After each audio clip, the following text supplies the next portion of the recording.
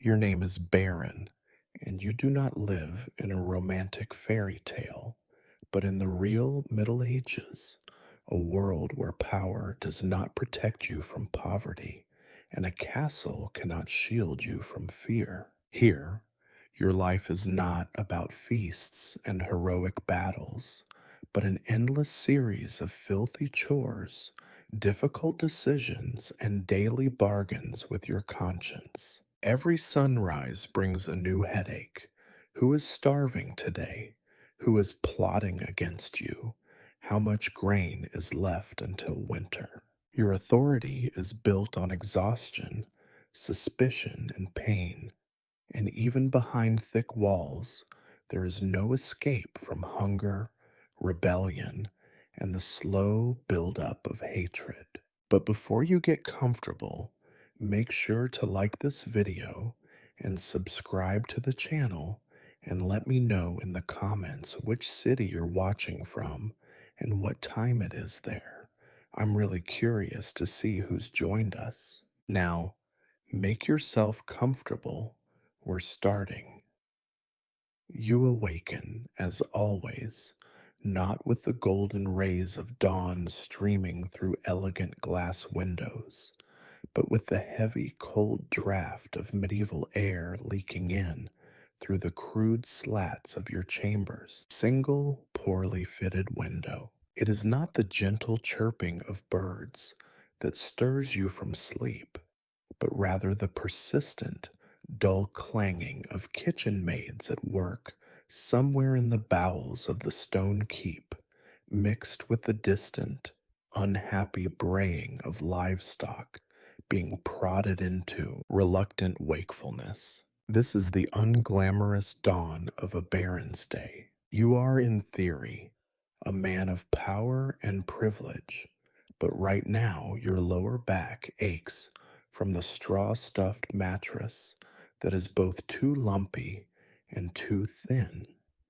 and there is a draft gnawing at your toes through a threadbare woolen blanket that may, for all you know, have been in your family since the Black Death. There is no question of lying in bed to savor the morning, for that is not the way of things here. Even a baron must make a show of discipline, lest rumors begin to circulate among your ever watchful underlings that their master is going soft, or worse, decadent. Such rumors, you know, can be as deadly as any sword. So, before the faint light has had the courtesy to climb all the way up your crumbling tower walls, you swing your feet onto the chill of flagstone. You immediately regret this. Your chamber smells perpetually of wood smoke, old sweat, and something less identifiable but undeniably organic, as though the stones themselves have absorbed the centuries of human desperation and refuse to let it go. Breakfast, if the word can be used for what you are about to endure, is as far from a feast as you can imagine. The concept of a hearty meal to start the day is as much a myth here as dragons and happy peasants. Instead, on your small, scarred table rests the reality of noble dining. A hunk of yesterday's bread, already hard enough to pose a dental hazard. A wedge of cheese that smells only slightly less sour than your boots, and a wooden cup of water so cloudy. You suspect the kitchen boys fetched it from the moat by mistake. There is, if you are lucky, a solitary apple with a few bruises, placed beside your plate with the same grim determination as a prisoner's last meal. You tear into the bread with the stoicism of someone who has no illusions left to lose. The crust is hard, the inside dry and crumbly, and the cheese clings to your teeth with the persistence of old sin. You eat because it is expected. You eat because, in a few short hours, there will be the ceaseless parade of supplicants, the squabbling of local lords, the endless complaints of tenants, and all of these people require a baron who is not fainting from hunger. As you chew, you contemplate the pleasures your rank is supposed to bring. Nobility in the stories is all feasts and laughter, the twirling of goblets, and the soft arms of lovers. In the grim, damp present, it is this: gnawing a crust, alone, while the world outside your tower continues to spin in a cycle of labor, fear, and filth. Your personal servant enters, shuffling his feet, eyes averted, holding a battered jug of what might generously be called ale, though you suspect it is little more than rainwater, with the ghost of barley floating somewhere inside. He asks if you slept well. The question is a joke, but not the kind that anyone would laugh at. You grunt in reply. He sets out your clothing for the day, a rough linen shirt, so coarsely woven it will scratch at your skin for hours, a heavy woolen tunic, and hose that have seen better decades. There is a vague, sour odor of old sweat in everything, but after so many years, it no longer registers as anything unusual. Perhaps it is even comforting, a reminder that whatever else may change, discomfort is always reliable. Once dressed, you step out into the corridor, your breath misting in the morning chill, and your boots striking echoes from the cold stone floor. The halls are dim, barely lit by slits in the wall that let in thin, grudging light. The walls are adorned with faded, tattered banners, symbols of past glory, reminders that your ancestors once fought in battles that history has already forgotten. Dust floats in the air, glittering for a moment in the sunlight before vanishing into gloom. Somewhere below, a dog barks, a child cries, and a servant mutters a prayer against ill luck. You wonder, as you do every morning, how many more days will begin like this? How many more years before someone younger, hungrier, or more ruthless decides your castle, your life, is worth taking? Breakfast ends, not with satisfaction, but with necessity.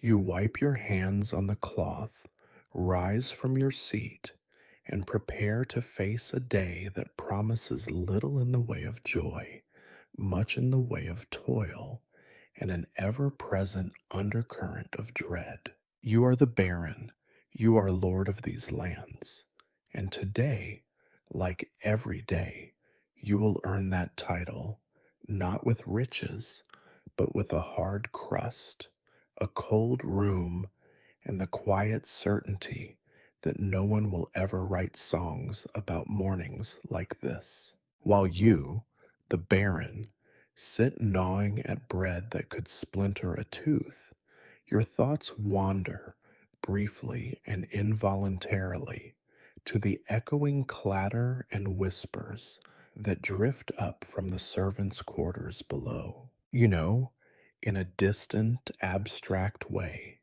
that your day is already far more comfortable than the morning that awaits any of your household staff.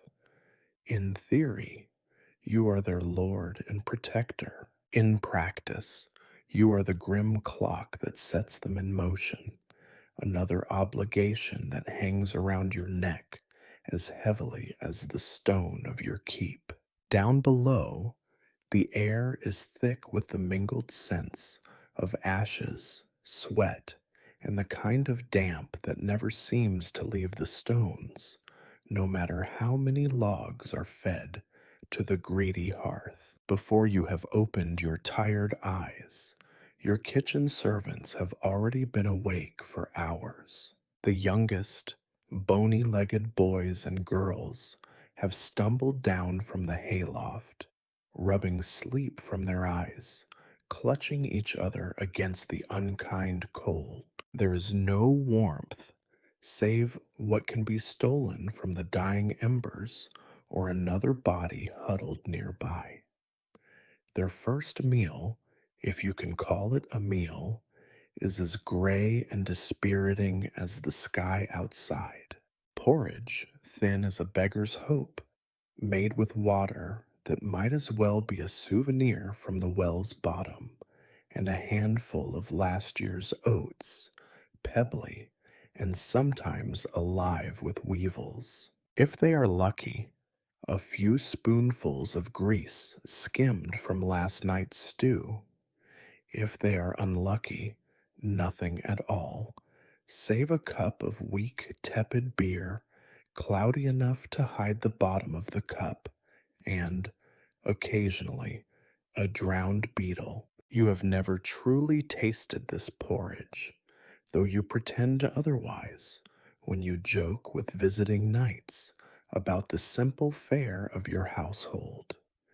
In truth, the idea of lifting such a bowl to your lips is repellent. The texture, so thin it threatens to run off the spoon, so gritty it sandpapers the tongue, is a misery all its own. But the servants, born to this lot, say little. Hunger is the first lesson they learn, and the last thing they feel before sleep. As you stride the corridor above, their work is already underway. The cook is shouting orders, her voice as sharp as the knives she guards jealously. The scullery maids, elbows deep in freezing water, scrape stubborn, ancient grime from pans that have outlasted 3 stewards. A stable boy, not yet 10 years old, is outside in the mud, wrestling with a stubborn goat who has more say over her day than he ever will. The house steward, grim and hollow eyed, checks the stores and counts out what little remains for the day's meals, his every sigh a silent calculation in the endless ledger of want. None of these people will see your face today, except perhaps in the blurred vision of exhaustion, or when you pass by them in a corridor without a word.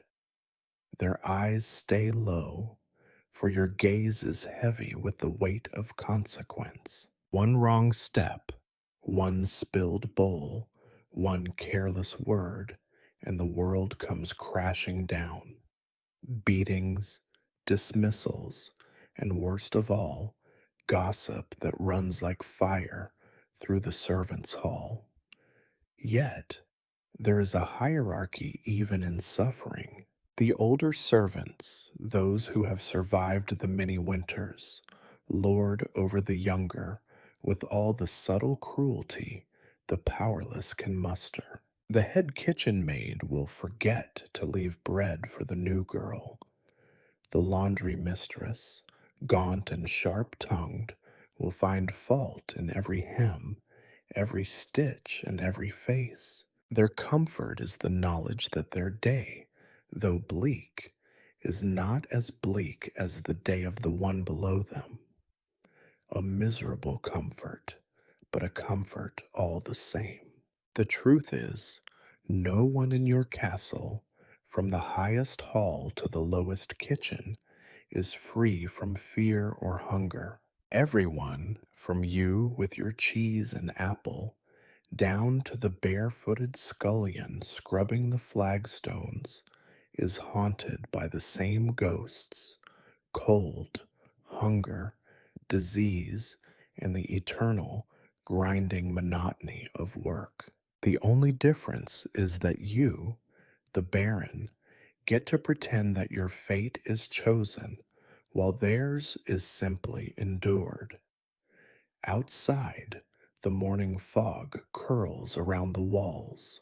The villagers, no better off than your servants, trudge toward your gates, some carrying chickens, others hunched beneath sacks of barley or firewood, hoping to sell or barter for what little they can. Their eyes, like those of your staff, are hollow with fatigue, narrowed by suspicion, and sometimes widened with the fleeting hope that today, perhaps, will not be quite as terrible as the day before. In the servants' hall, someone has started to sing, softly, barely more than a whisper. It is not a happy song. There are no happy songs in this place, only the endless drone of old melodies, verses about lost loves and failed harvests and the gray weight of life. Still, the tune lifts a little of the gloom. The older servants remember worse years. The younger, not yet wise enough to despair, dream of escape, though few make it farther than the next village. You, the Baron, know none of this in any detail.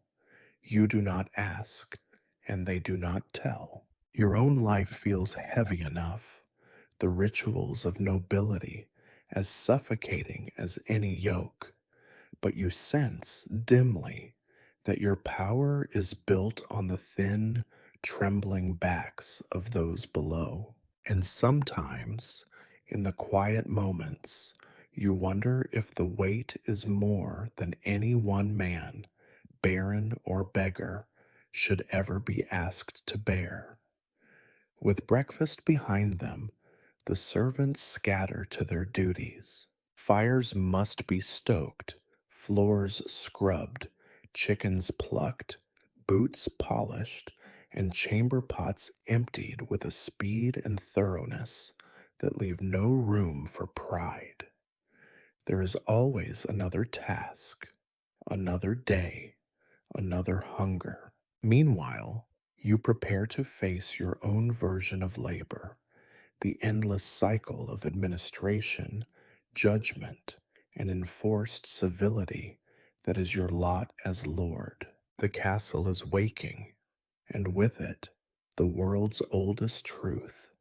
No one in this place gets what they want, and few even get what they need.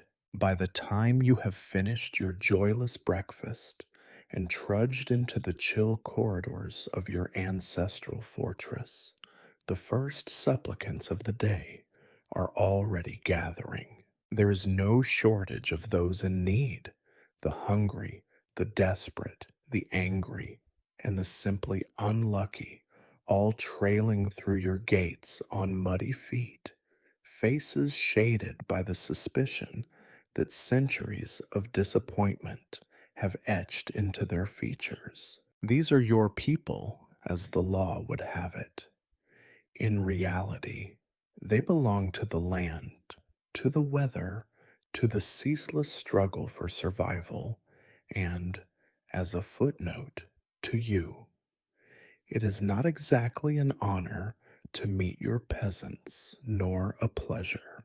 Rather, it is an obligation, as ancient as your family's dusty coat of arms, that must be performed with as much grim endurance as possible. You make your way to the hall where these audiences are held, a vaulted room more impressive in theory than in practice, the stones sweating with damp, and the banners limp from years without sunlight.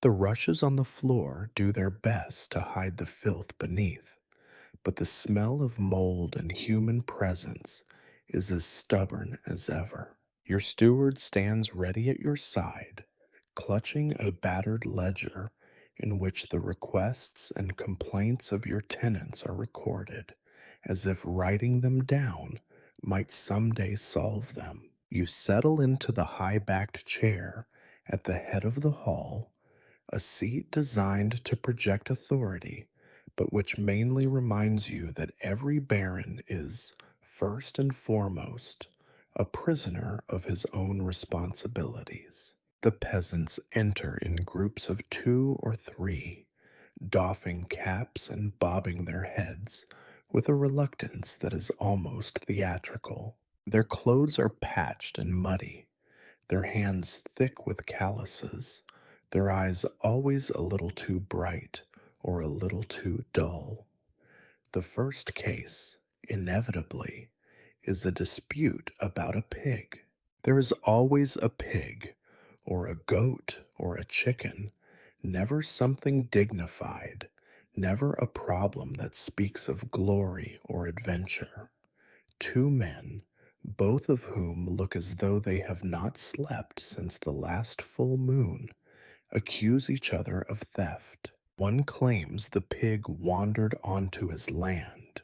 The other swears by all the saints that the animal was lured away by malicious whistling. Both are lying, you suspect, but it is your role to divine the truth, or, more often, to make a decision that satisfies no one and keeps the peace for another day. You listen, nod, occasionally grunt in what you hope is an authoritative manner. The steward whispers the details of last year's pig dispute in your ear, as if it might help. It does not. You render judgment with as much fairness as you can muster. The pig stays where it is. The loser receives a sack of turnips, and both are warned that the next dispute will end with a fine rather than a hearing. It is justice in the most technical sense, but no one seems particularly pleased. Least of all you. Next comes an old woman, hunched nearly double, clutching a battered stick and mumbling about wolves in the forest. You have heard this story before. Every winter, the wolves come closer, hungry and bold, and every spring you must dispatch a few men to hunt them down, or more likely, to chase them off until next year. The peasants want protection. You want peace. The truth is, you cannot spare enough men for a real patrol, and the old woman knows it. Still, you nod, promise to send someone soon, and wave her away with what you hope is a reassuring smile. She looks at you as if you are made of smoke. A young couple arrives, faces stiff with worry, clutching a sickly child. They beg for medicine, for mercy, for a reduction in their rent. The child coughs wetly into a rag, eyes dull with fever. There is little you can do. Herbs are scarce. The village healer is drunk more often than sober, and there are no miracles to be had for children of peasants. You grant them a few days' grace on their payments, aware that this is more about appearing merciful than about making a real difference. The look of gratitude in their eyes is painful. You know it will not last. Another man, his tunic ragged and eyes bloodshot, complains of bandits on the road to the market, the same road that your taxes keep in repair, in theory. He insists that his last load of barley was stolen at knife point and that something must be done. You assure him, as you do every season, that patrols will be increased, though your soldiers are few and your funds even fewer. Inwardly, you curse the bandits and the endless, hopeless task of securing a realm that refuses to be tamed. You are not so different from your peasants. Both of you are under threat from enemies neither of you can truly see. As the morning grinds on, more cases shuffle before you. A dispute over a boundary stone, a plea for more grain from the communal store, a widow accusing her neighbor of witchcraft. Each problem is small in the grand scheme of things, but to those before you, it is life and death. You answer with a mix of patience, irritation, and exhaustion, knowing that your word is law, at least within these crumbling walls, but also that your authority is as brittle as the bones of the old woman who begged you for help. You try to remind yourself that these people are your responsibility, your children, in the eyes of church and crown. But the reality is far more transactional. They give you their labor, their crops, and, when called upon, their sons for your levies. In return, you give them what exactly? The promise of protection, a semblance of order, and just enough mercy to keep their resentment at a low simmer. By midday, your patience has worn as thin as your purse. The hall is colder now, the daylight struggling through narrow windows, making everything seem more grim and colorless. The final petitioner of the morning, a gaunt man with a bandaged hand, asks for justice against a neighbor who supposedly stole firewood. You sigh, pronounce a fine, and wave him away. The steward closes his ledger with a snap as the peasants file out, muttering thanks and curses in equal measure. You feel an overwhelming sense of fatigue. This is your kingdom, such as it is. A handful of muddy fields, a few dozen hungry families, and an endless queue of minor disasters. You are their lord, and they are your burden, as inescapable as the damp and the cold. No one, you think, ever wrote ballads about days like these, but if anyone did, the chorus would be the same as every day: survive, obey, complain quietly, and hope for something, anything, better. Having dispensed your morning judgments, you retreat from the hall with all the enthusiasm of a condemned man taking his last steps. The peasants shuffle away, clutching their complaints and meager victories. You, on the other hand, must confront a different sort of misery: the day's paperwork, which in this era means an avalanche of wax-stained parchments, split reeds, and ledgers heavy enough to kill a rat in one drop.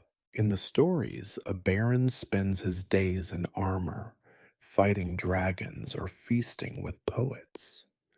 In reality, you are far more likely to die crushed beneath a heap of tax rolls than in battle. Your study, such as it is, occupies a drafty corner of the keep. There is a table warped by time and burdened with the accumulated detritus of generations, an inkpot, black and sticky as tar, a collection of broken quills, a heap of crumpled papers covered in your predecessor's desperate scrawls. The single window does nothing to brighten the room, instead serving as a conduit for cold air and the unending cawing of crows that circle the keep like creditors around a debtor.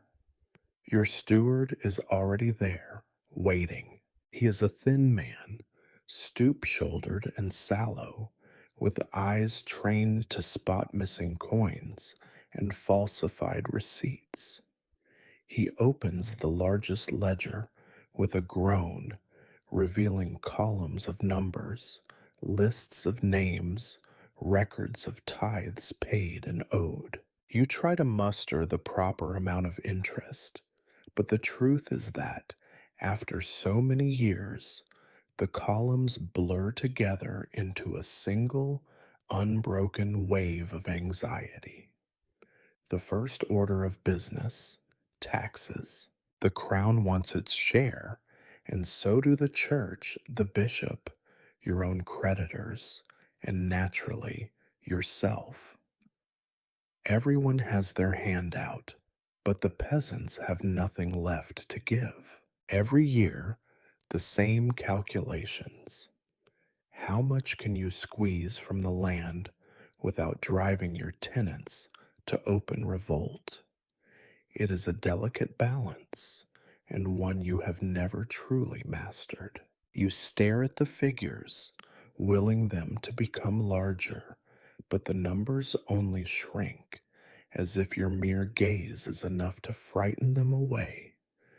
The steward clears his throat. There are debts to be paid. The blacksmith for repairs to the gates, the carpenter for a new beam in the hall, the brewer for barrels of beer that were more water than ale. There are also outstanding fines. One knight who refuses to pay his share, another who claims his lands are too poor for contribution. Each case is a small crisis, each coin a battlefield. You issue orders, approve payments you cannot afford, and delay others in the hope that next week's market will bring a windfall. You know it will not.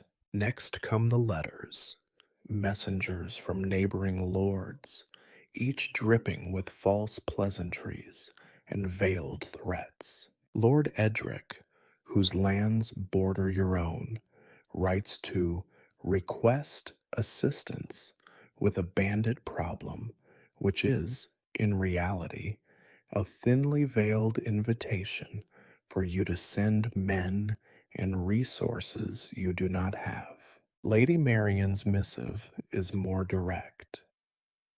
A proposal for a marriage alliance between her plain but undeniably fertile daughter and your youngest son, who has inherited none of your tact and all of your debts. You make a note to respond eventually. In the meantime, you wonder how many marriages in this world are built on anything but fear and financial necessity. Between letters, there are complaints from your own retainers. Your falconer wants new birds. The master of the hounds insists his dogs need more meat. The captain of your guard grumbles about unpaid wages and rusted mail. Each request is reasonable on its own, but together they form a chorus of need that would bankrupt a king, let alone a minor baron. You scribble instructions in the margins, promising everyone more than you can possibly deliver. Then the steward presents the real problem. The harvest has been poor. Again, the fields gave less this year, the weather was cruel, and some pest, locusts maybe, or rats, or the wrath of an unappeased saint, has made off with a portion of what little was reaped. Grain stores are low, meat scarcer still. You will have to cut rations for the winter and pray that no one starves. You sign the order, feeling the weight of every empty belly like a stone in your own gut. The afternoon drags on. The steward brings forward a map of your lands, peppered with small, angry notes, disputes over boundaries, rumors of squatters, tales of outlaws who shelter in the woods and prey on travelers. You dispatch what few men-at-arms you can spare, but you know the forests are too thick and the laws too weak to truly keep order. In your heart, you suspect the outlaws are simply failed peasants, driven to crime by the same hunger that gnaws at everyone else. Just when you begin to think that things could not get worse, a messenger arrives, muddy, breathless, and stinking of horse. He brings news from the market town. The price of wool has fallen again. A disease is spreading among the cattle, and the local priest is preaching that God's displeasure is to blame for the year's hardships. You make a mental note to send a gift to the church. Nothing quells an angry mob like a well fed priest. Amid all this, you catch your own reflection in the dirty glass of the window. You are older than you remember, eyes ringed with sleepless nights, shoulders hunched beneath invisible burdens. You think of your father and his father before him, and you wonder if they ever felt anything different. Did they know they were only caretakers of an endless misery, middlemen between the land's suffering and the distant, indifferent crown? Your stomach rumbles. You realize you have not eaten since that miserable breakfast, but the thought of food does not bring any comfort. You push aside the ledgers, the letters, the endless complaints, and try to summon the will to face the evening's obligations, meetings with retainers, more calculations, more reports. The day has passed, but the work has not. There is always another crisis, another plea, another number to add to the endless column of loss. As dusk bleeds into your study, the air grows colder, the shadows longer. Somewhere outside, the crows are still circling. You think, not for the first time, that you envy them, their freedom, their lack of responsibility, the fact that, for them, every day is just another hunt for scraps, without shame or debt. But you are not a crow. You are a baron, and as the candle sputters on your warped desk, you know that tomorrow will bring more of the same. The world does not care if you are tired or hungry or afraid. The world, like your ledgers, only cares that everything balances, at least until it does not. You would think, perhaps, that after the parade of peasants, the avalanche of ledgers, and the ceaseless drone of retainers' complaints, you might find a sliver of comfort in the bosom of your own family. The minstrels and poets always sing of noble kin gathered around the hearth, laughter echoing beneath the rafters, love and loyalty binding all together against the cruelties of the outside world. You, however, know better.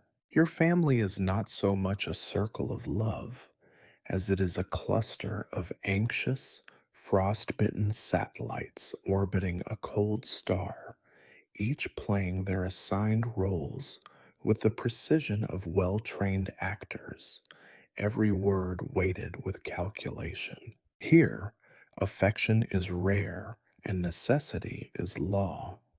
First, there is your wife, Lady Isolde.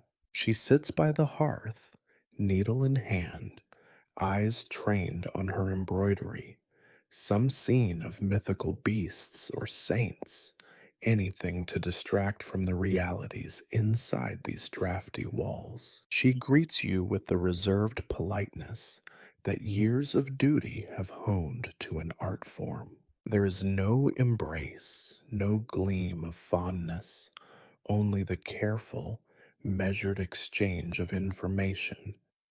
How the children are faring, which servant has displeased her, which distant cousin has written to beg for alms or intercession. You nod, offer an opinion where necessary, but you both understand that your marriage is less a union of souls and more a political contract, one that must be maintained for the sake of reputation, alliances, and future inheritances. If there was love once, it has been worn down to a practical sort of partnership by winters spent worrying about grain, children lost to fever, and nights filled not with passion, but with the suffocating quiet of mutual exhaustion.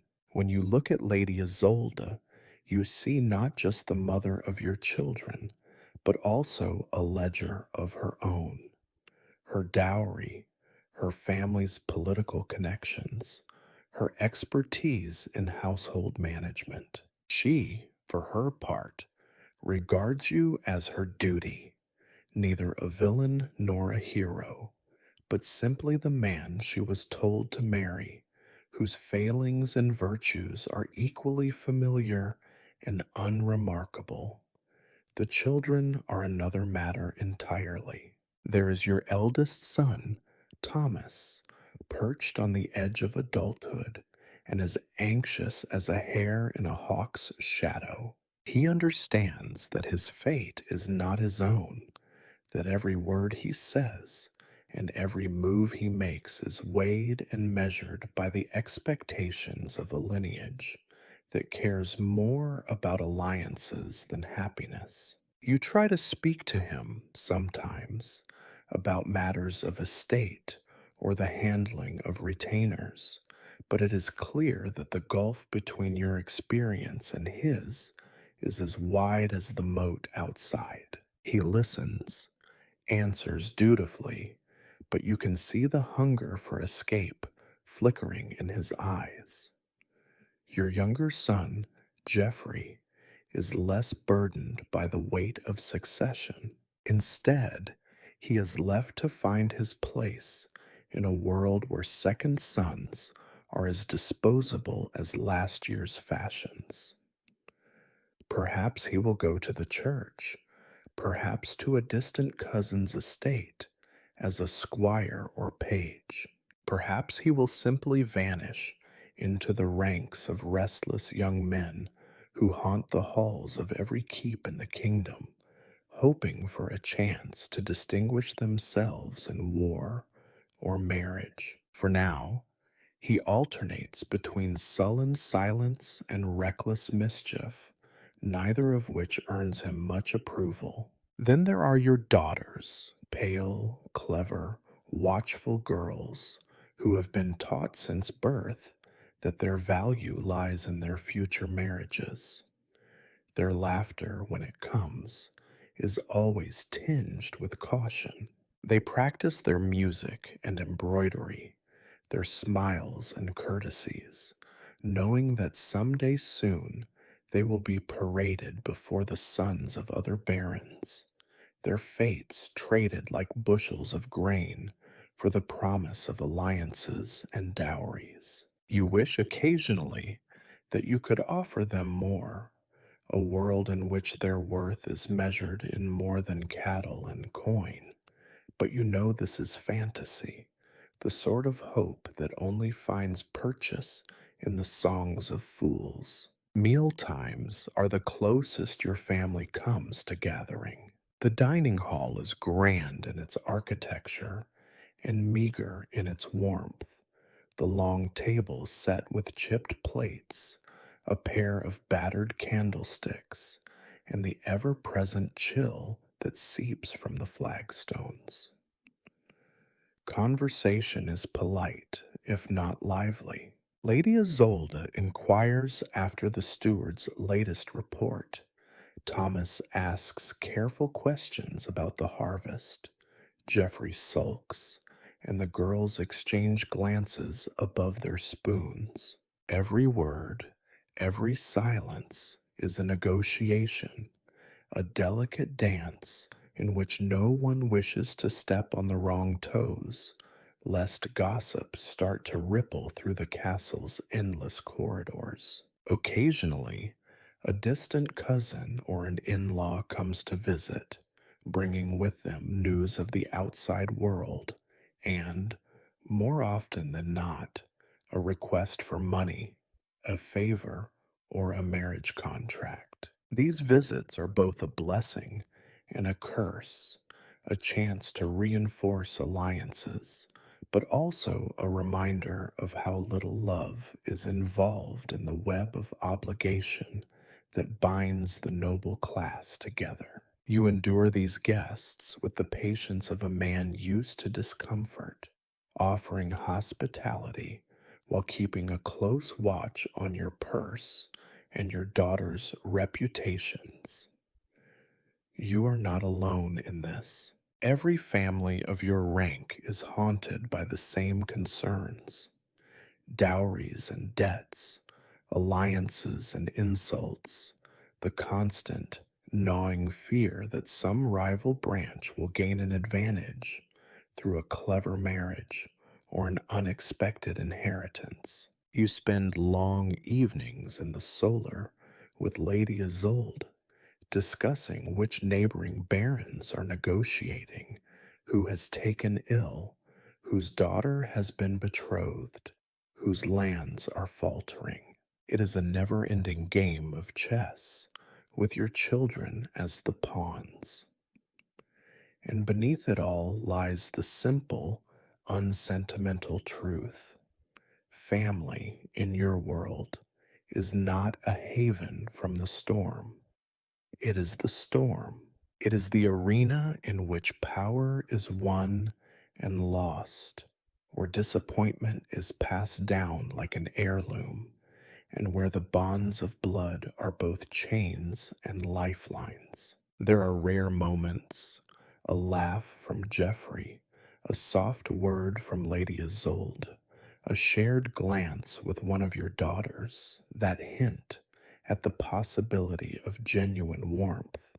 But they are fleeting, quickly swallowed by the daily grind of duty and necessity. In the long nights, as you lie in bed listening to the wind battering the walls, you wonder what it would be like to live in a family made for comfort rather than survival. But morning always comes, and with it, the same hard truths. Here, love is a luxury, and duty is the currency that buys your children's futures and keeps your house, barely, from ruin. You are the baron, the patriarch, the provider, and the jailer. Your family is your greatest burden and your only real legacy, though whether they will thank you for it, you will likely never know. The church bell tolls for midday, its cracked tones echoing through the chill stone corridors of your keep. The sound serves as both a summons and a reminder. The time has come to preside over the midday meal, a ritual less concerned with nourishment than with performance, politics, and the endless calculations of status. Lunch in your hall is a theater of obligation, where food is the backdrop and suspicion is the main course. You do not eat alone. Your table, though long and built to impress, never seems quite full. Today, as on most days, it is lined with a carefully curated selection of local gentry, hangers on, and distant relatives, those too powerful to ignore, too petty to truly fear, and too inconvenient to dismiss. There are neighboring knights with ambitions slightly too large for their fiefdoms, minor clergy eager for a better benefice, your wife's cousins, whose names you struggle to remember, and always at least one surly merchant or steward, invited in the spirit of magnanimity, but watched like a potential thief. The food is set out with a kind of grim ceremony. A platter of mutton, boiled past the point of hope, glistens with fat that has already started to congeal by the time it reaches the table. There are turnips and onions, roasted black at the edges, and a single heroic pie that everyone knows contains more crust than filling. Trenchers of stale bread, cut thick enough to soak up spills, and not much else, are passed out by servants who move quietly and keep their eyes down. The air is filled with the smells of cabbage and disappointment. You sit at the head of the table, your chair slightly higher than the others, not because you are more comfortable, but because you must be seen as more important. Every gesture, every scrap of food you take, every word you utter is watched and weighed by those around you. If you serve yourself first, you are greedy. If you wait too long, you are weak. If you speak too much, you are arrogant. Too little, and you are called cold. The meal is a test you never quite pass. Conversation begins with cautious pleasantries. Sir Roderick, whose beard is as thick as his sense of self importance, congratulates you on the state of your fields, which everyone knows are half fallow and plagued by moles. Lady Agnes, recently widowed for the third time, remarks on the lovely weather, her voice so dry it might catch fire. The village priest delivers a prayer that, if anything, seems to beg God for patience rather than gratitude. Your wife, Lady Isolde, offers blandly approving smiles and redirects talk whenever it threatens to become interesting. Inevitably, the talk turns to business. Sir Roderick wonders aloud about the safety of the southern road, which is a polite way of reminding you that banditry has been on the rise. Master Fulk, the merchant, hints at rumors of smuggling down by the river. One of your wife's cousins delicately raises the question of taxes, as if asking whether the food is to his liking. Each guest is here with an agenda, and each conversation is a duel fought with compliments and questions, blades hidden beneath the table.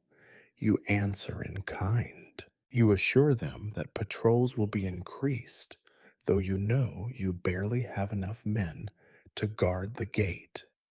You agree that smuggling is a scourge, even as you suspect folks' own wagons carry more than just honest wares. You remind everyone that taxes are set by the crown, not by the whims of local barons, and hope no one asks too closely about the most recent shortfall. You play the role of gracious host and wise ruler, even as you feel the thin ice beneath your feet.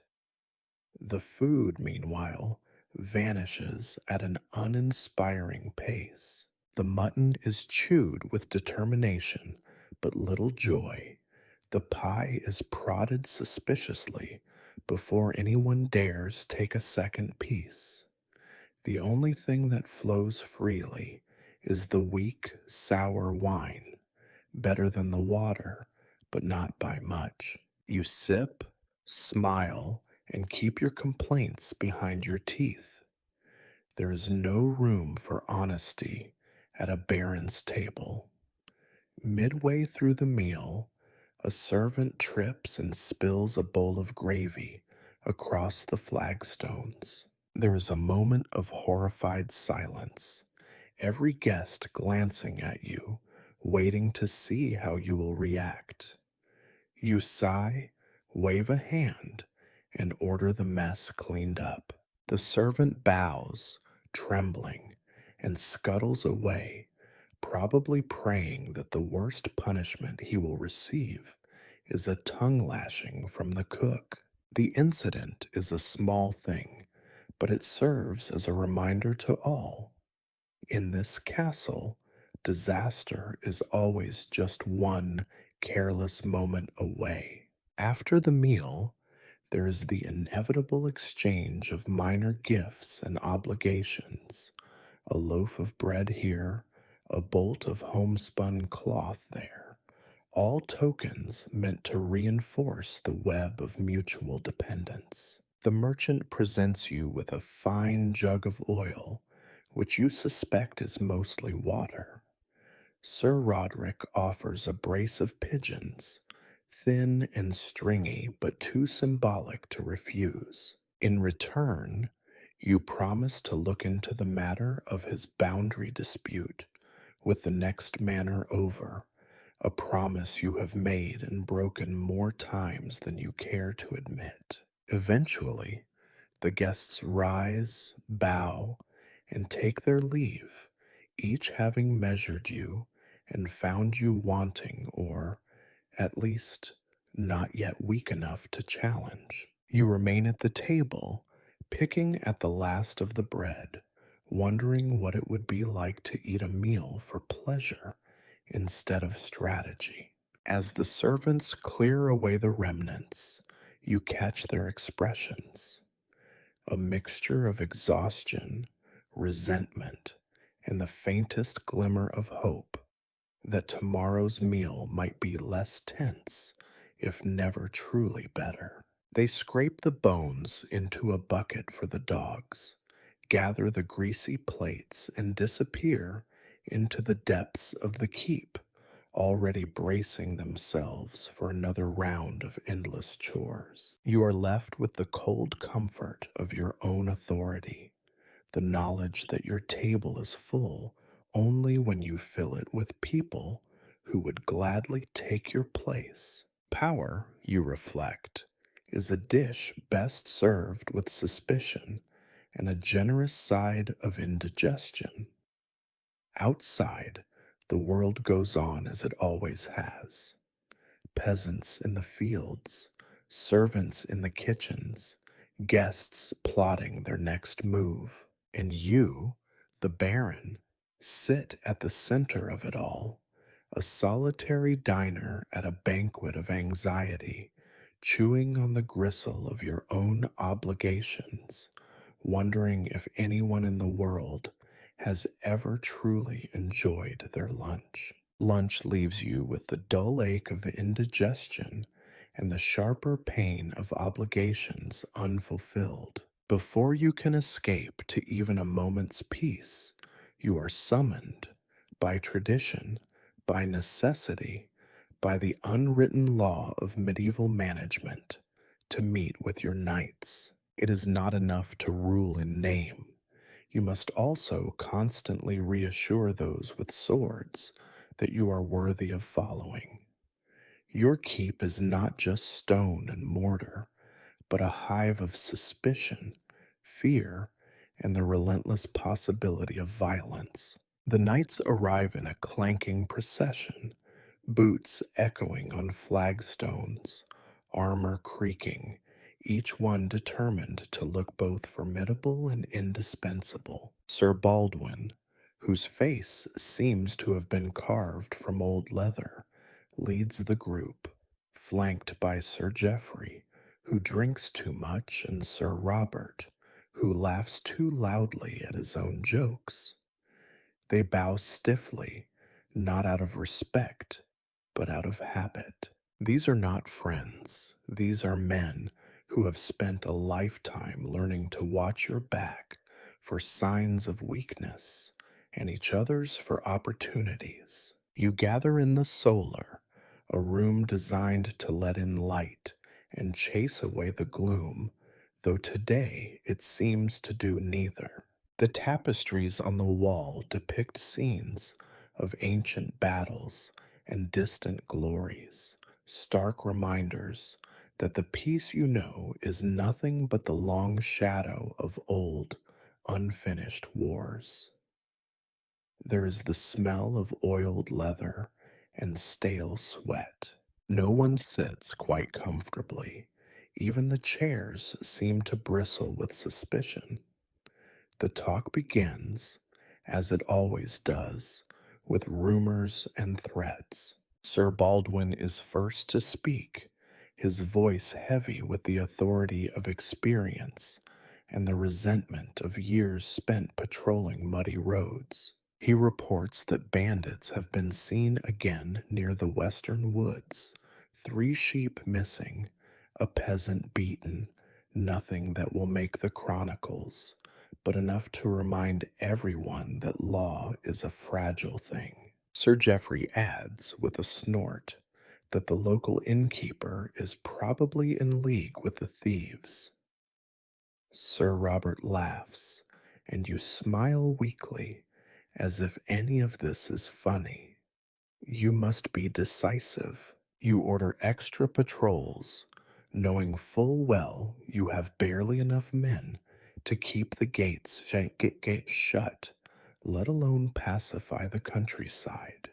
You promise rewards for information, though the treasury is as empty as a peasant's larder in late winter. You suggest, carefully, that the knights might wish to oversee matters personally. Sir Baldwin bristles at the idea of being treated as a mere watchman. Sir Geoffrey volunteers with suspicious eagerness, probably hoping for the chance to extort the villagers for protection. Sir Robert winks at you as if sharing a private joke.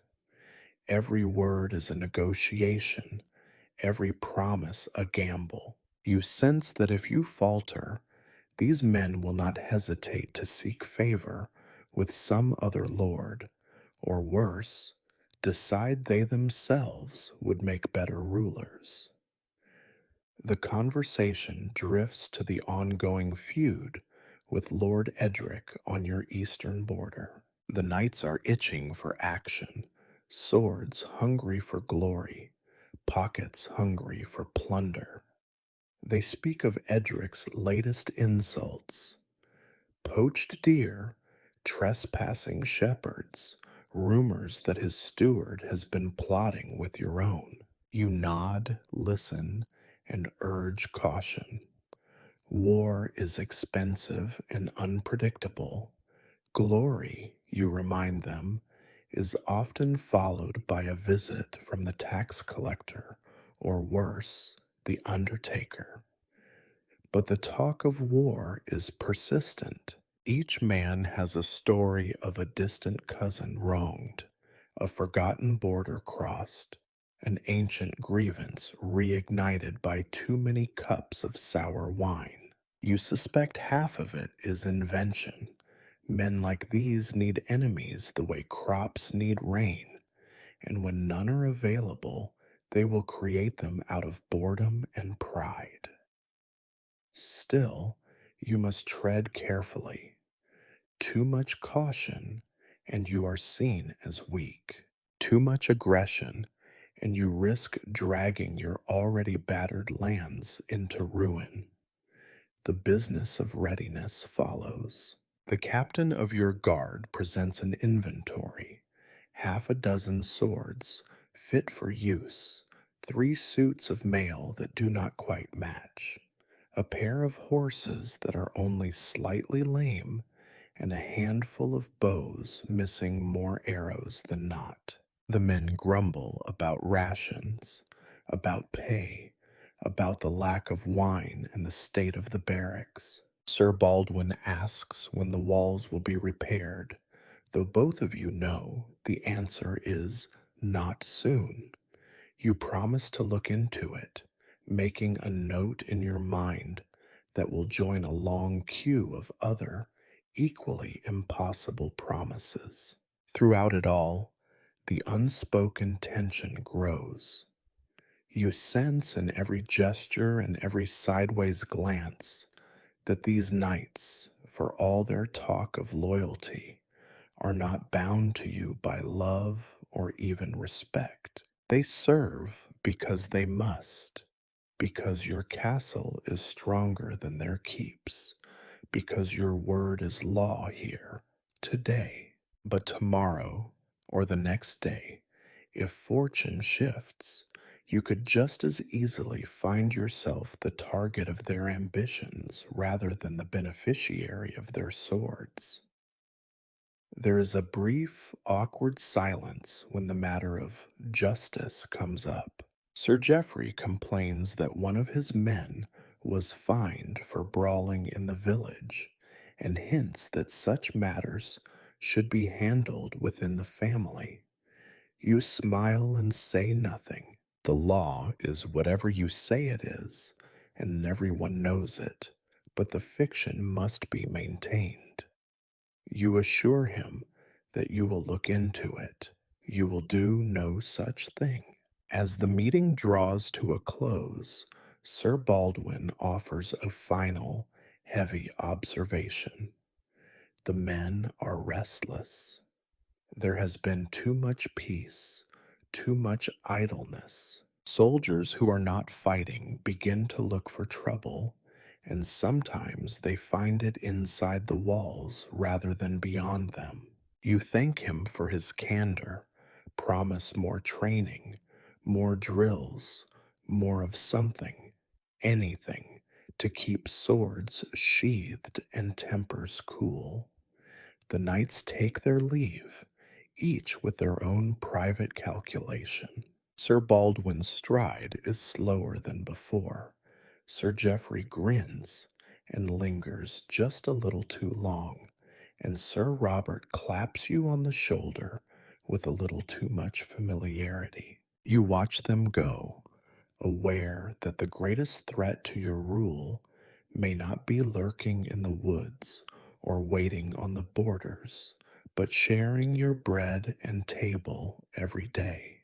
When the room is empty, you find yourself exhausted, not from the threat of war, but from the necessity of maintaining the fiction that you are in control. You wonder how long it will be before the next crisis erupts, before some minor slight or careless word turns these restless men from protectors into problems. The sunlight has faded now, and the solar is growing cold. You sit a moment longer, listening to the fading echoes of armor in the hallways, wondering if any ruler in history has ever truly slept well. War may be rare these days, but in a baron's world, peace is never anything more than a thin, uneasy truce, one that must be bought day after day with careful words and borrowed authority. You rise, feeling older than you did an hour ago. Outside, the walls may stand, but inside, you know they are held together by fear, habit, and hope, none of them nearly as solid as stone. There is no true respite after your meeting with the knights. Instead, you are propelled by the merciless logic of your station into yet another performance, the evening reception for your local gentry.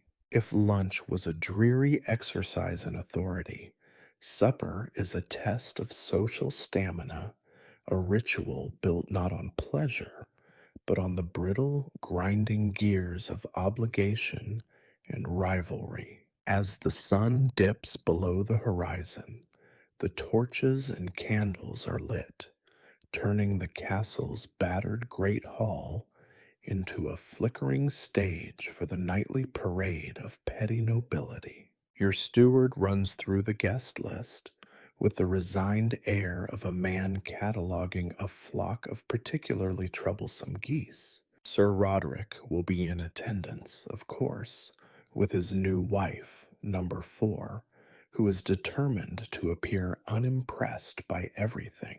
The village reeve, Master Wilfred, has accepted your invitation, likely to angle for a tax reduction or a leniency for his nephew who was caught poaching. Lady Marian She of the famously sharp tongue will arrive with her retinue, bearing gifts and grievances in equal measure.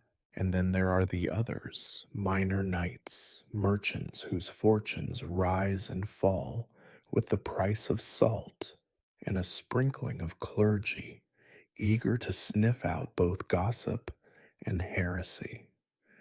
The kitchen is in a state of controlled panic. The cook bellows orders that echo through the corridors. Servants scurry past, balancing trays piled with questionable meats and limp vegetables, their faces pinched with the knowledge that the slightest misstep might draw the wrath of someone who matters. You catch glimpses of the evening's fare as it is hurried past.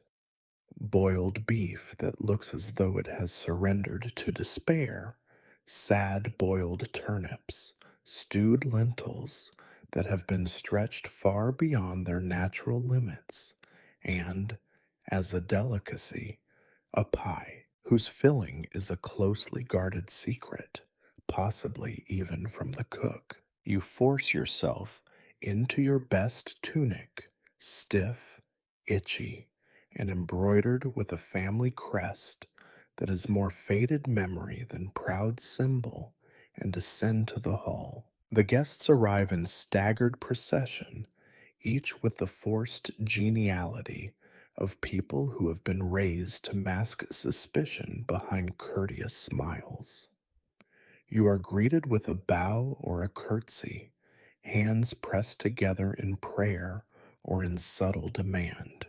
Each guest brings a gift, none of which you actually want: a basket of shriveled apples, a jar of dubious honey, a length of coarse cloth that will no doubt be re-gifted at the first opportunity. The meal begins with grace, a somber, half-hearted affair delivered by Father Edwin, who prays at length for mercy, abundance, and the ability to endure the company of one's neighbors. Then the wine, weak and sour, begins to flow. Cups are raised, toasts are made, and the evening lurches into its prescribed routine. Conversation is an exercise in verbal fencing. Lady Marian regales the table with tales of her late husband's bravery, each anecdote carefully crafted to highlight the shortcomings of everyone else's lineage. Sir Roderick complains about the roads, hardly fit for cattle, much less for men of breeding, and manages to insert 3 separate jabs at your steward's supposed incompetence. The merchant, Master Aldous, flatters your judgment on trade while slyly alluding to the mysterious loss of 2 barrels from your last wool shipment.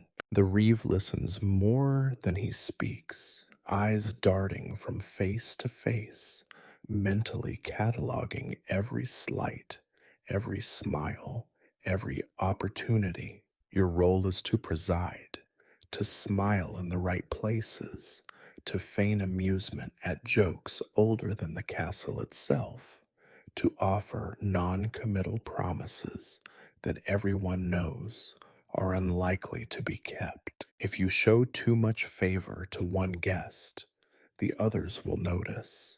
If you ignore someone, it will be reported and remembered. The politics of the table are as tangled as any battlefield and far more exhausting. There are moments when the surface tension cracks. Sir Roderick, emboldened by drink, lets slip a comment about loose tongues in the kitchens and the possibility that information is leaking to Lord Edric. Lady Marian counters with a thinly veiled reference to the wisdom of keeping one's nights satisfied.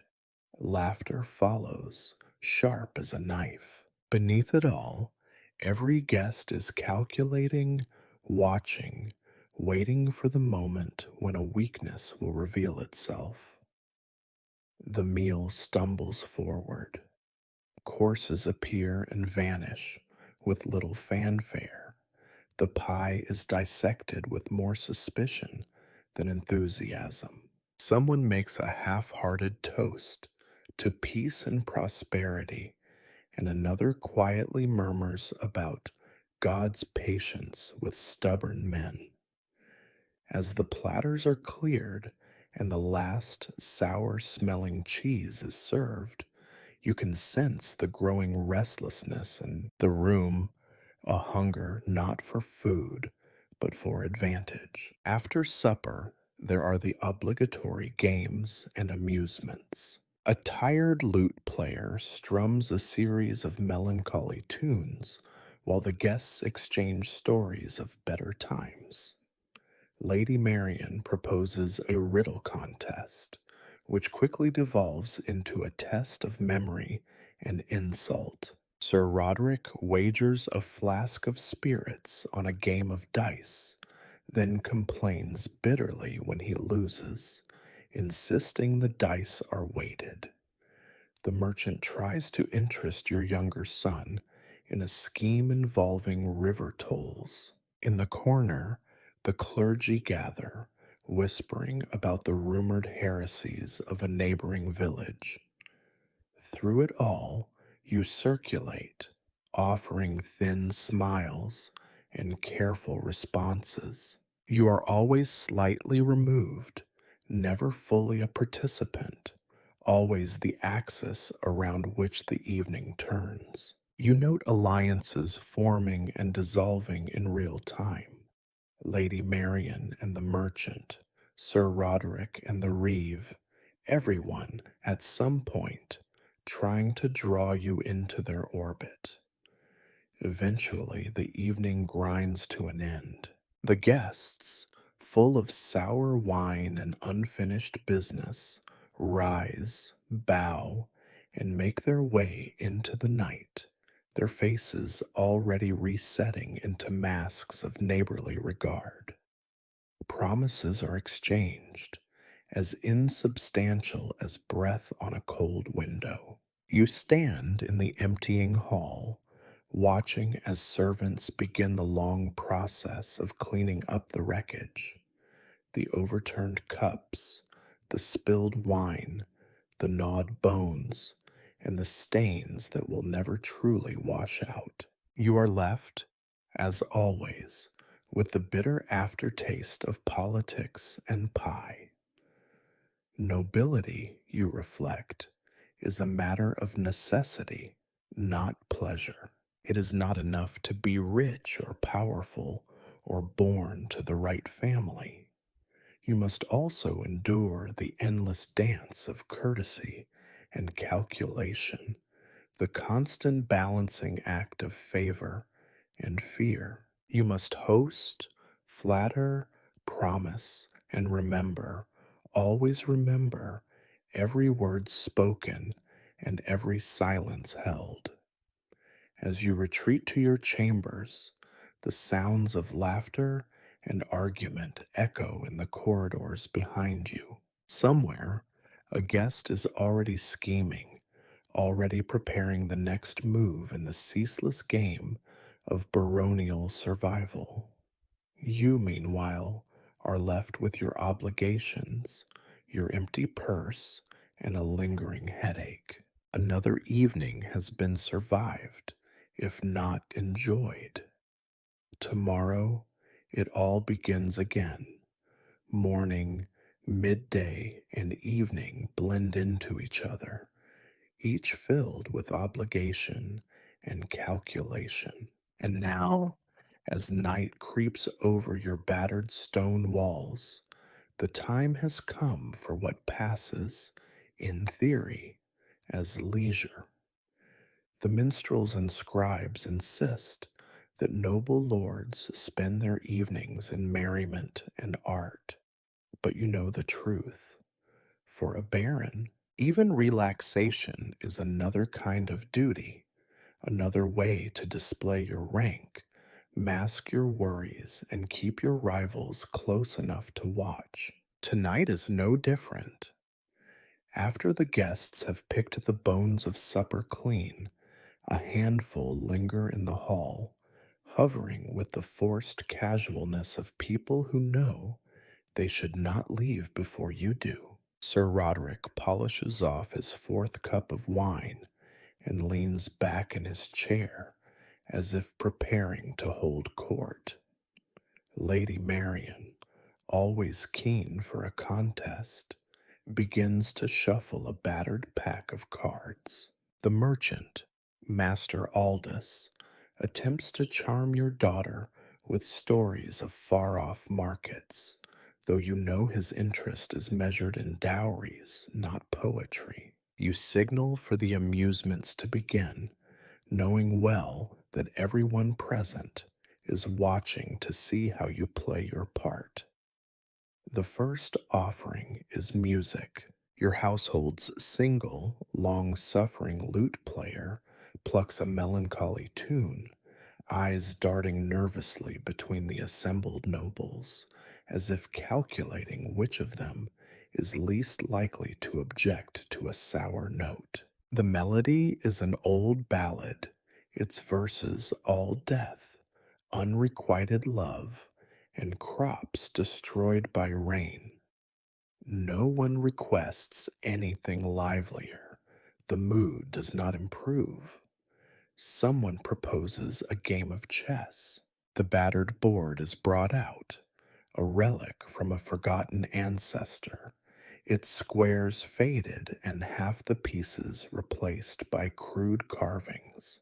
Lady Marian insists on playing the first game and promptly defeats her opponent, offering a smile so sharp it could pare an apple.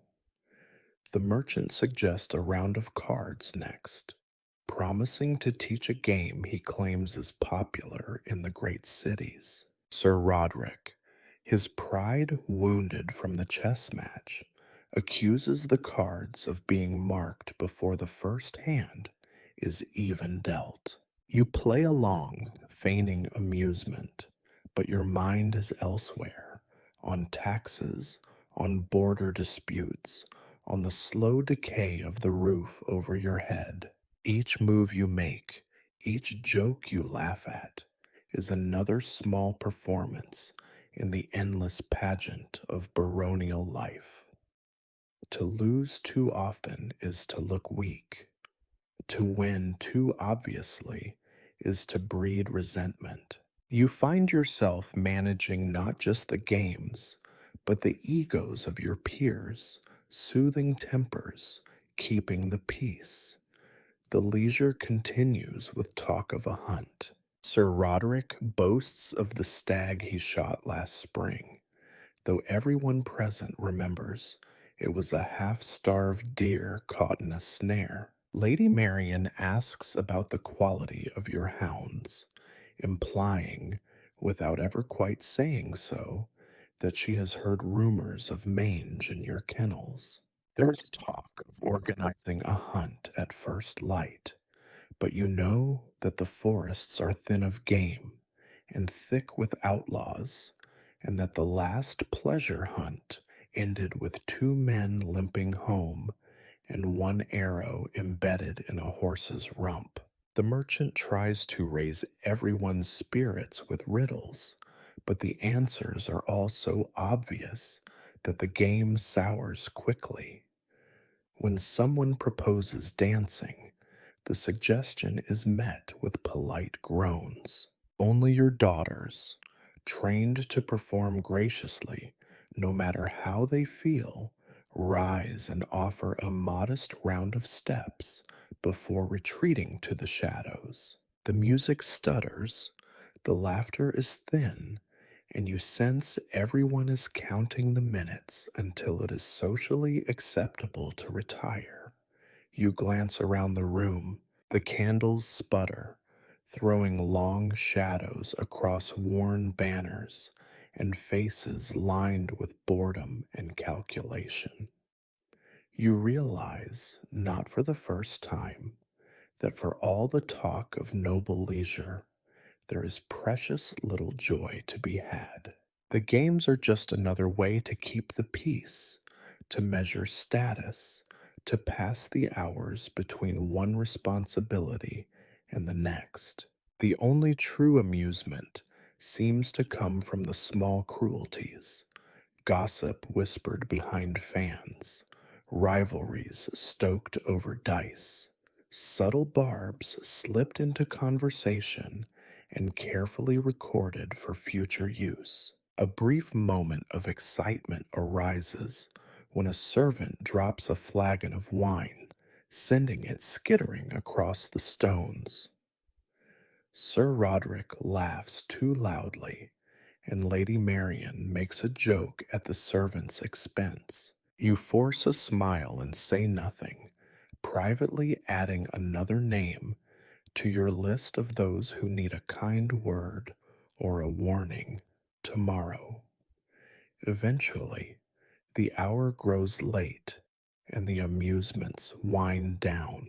Guests make their excuses, headaches, long rides home, the pressing need to check on some pressing but unnamed business. Lady Marian is the last to leave, offering you a compliment wrapped in an insult and a promise to visit again soon. Sir Roderick departs in a cloud of wine fumes, loudly declaring that no one in the county can host a more lively evening. The merchant bows with the oily grace of a man used to leaving empty handed. You remain alone in the hall as the last of the candles gutter out. The silence that follows is thick, the air heavy with everything left unsaid. The servants appear from the shadows, clearing away the chessboard, the empty cups, the crumbs from a night of forced amusement. You watch them work, thinking that at least their tasks have an end, unlike yours. As you make your way to your chambers, the laughter and music already fading from memory, you reflect that leisure is just another duty, a mask you wear for the benefit of those around you. No one in this world, least of all a baron, is truly at rest. Every game is a contest, every smile a weapon, every moment of supposed relaxation another round in the endless struggle to keep your place. In the end, you are left with the truth that leisure, like everything else in your world, is simply survival dressed in finer clothes. Tomorrow will bring new tasks, new games, and new performances. For now, you close the door behind you, already dreading the next evening's amusements. The amusements of the evening are over, the hall has emptied, and the castle slips into the blue-gray quiet of night. For a moment, the silence feels almost like relief. No more laughter forced through clenched teeth. No more subtle rivalries flickering over dice and riddles. No more performances demanded by rank or courtesy. The stone walls press in, cold and close, as if reminding you that comfort is always a fleeting, conditional guest. You walk slowly to the small chapel tucked behind the main hall. This, too, is tradition. A baron must not only feed his guests and patrol his lands, but also kneel before God and display humility, no matter how thin or tattered his soul may feel. The flickering candlelight inside the chapel throws long, uncertain shadows across the ancient flagstones. The air is tinged with incense and damp, scents that cling to your memory from childhood, where piety was less a feeling and more a set of practiced motions. You pause before the altar, where a battered wooden cross and a cracked chalice offer the only hints of grace.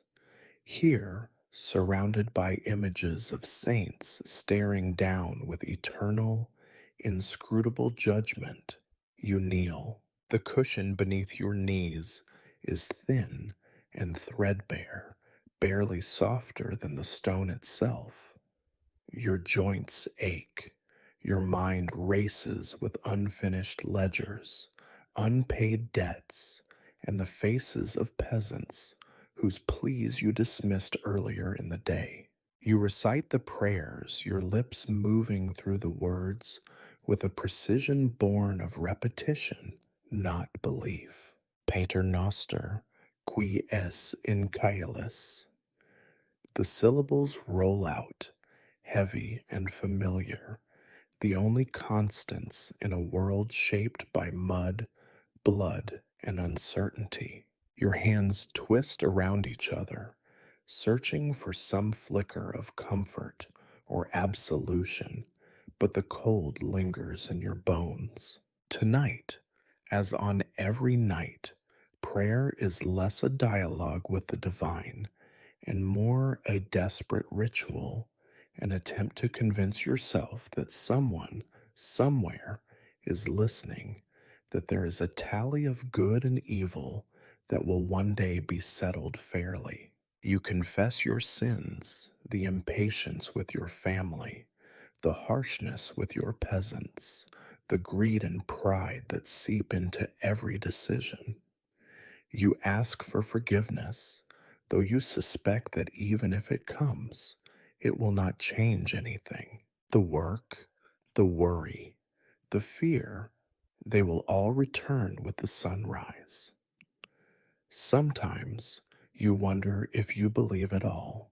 The priests say that faith is a shield against the darkness, but you know that darkness is thick and sticky and gets into everything, no matter how often you light candles or whisper prayers. The church teaches that God watches over you, but you cannot help but suspect that he does so with the weary detachment of a landlord tallying overdue rents. The saints on the walls are little comfort. Their eyes are painted wide, but they never see you. The castle chapel, for all its intended peace, is a place of uneasy ghosts. You remember the funerals held here, the village children lost to fever, the elderly tenants whose names faded as soon as the final bell tolled, the cousins who fell in wars that accomplished nothing. Sometimes, in the stillness, you think you can hear their whispers in the cracks between prayers. Sometimes you wonder if you are praying for their peace or just bargaining for your own. The chaplain, Father Edwin, enters quietly, bowing his head. He asks if you need confession, but his voice is tired and his eyes red-rimmed. He has heard these confessions before, from you and from every other noble whose power rests on the suffering of those beneath them. You decline, knowing that to speak your sins aloud would change nothing except the weight on your conscience. Father Edwin lights another candle, mutters his own prayers, and leaves you to your solitude. Kneeling there, you are acutely aware of your own frailty. The castle outside might stand for centuries, but your bones creak and your heart feels as brittle as the thin glass in the chapel windows. You try to picture the peace that faith is supposed to bring. You try to believe in mercy or redemption or even a moment's rest, but all you find is the quiet certainty that the only real absolution you will ever receive is the forgetting that comes with time. You finish your prayers and rise, stiff and sore. The silence is heavier now, as if the stones themselves are listening, withholding their judgment until you are gone.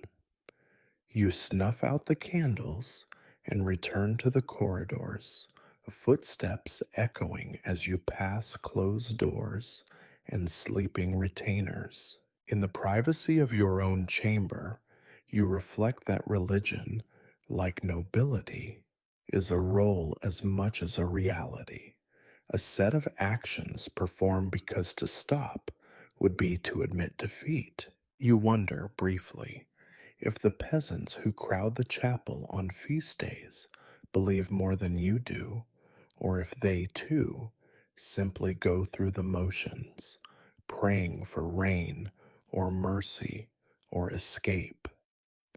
Night settles over the castle. The chapel grows cold. You lie in bed, listening to the wind wailing in the towers, and pray one last time for the strength to face another day. If God is listening, he does not answer. In the darkness, your only companions are regret, uncertainty, and the slow, relentless drip of hope. The castle has settled into a restless hush. The distant clang of a closing gate, the fading tap of a servant's feet, the sigh of wind threading through ancient mortar, these are the sounds that cradle you as you slip back from the chapel, trying not to think too much about the day or the night that lies ahead. You would like to imagine you are safe within these walls, that your title and your stones and your lineage are enough to hold the darkness at bay. But you know better. You know that being a baron is to live with danger pressed against your skin like a second shirt, day after day, year after year. There is always someone who wants you gone, and 1,000 ways, some obvious, some invisible, for that wish to become reality.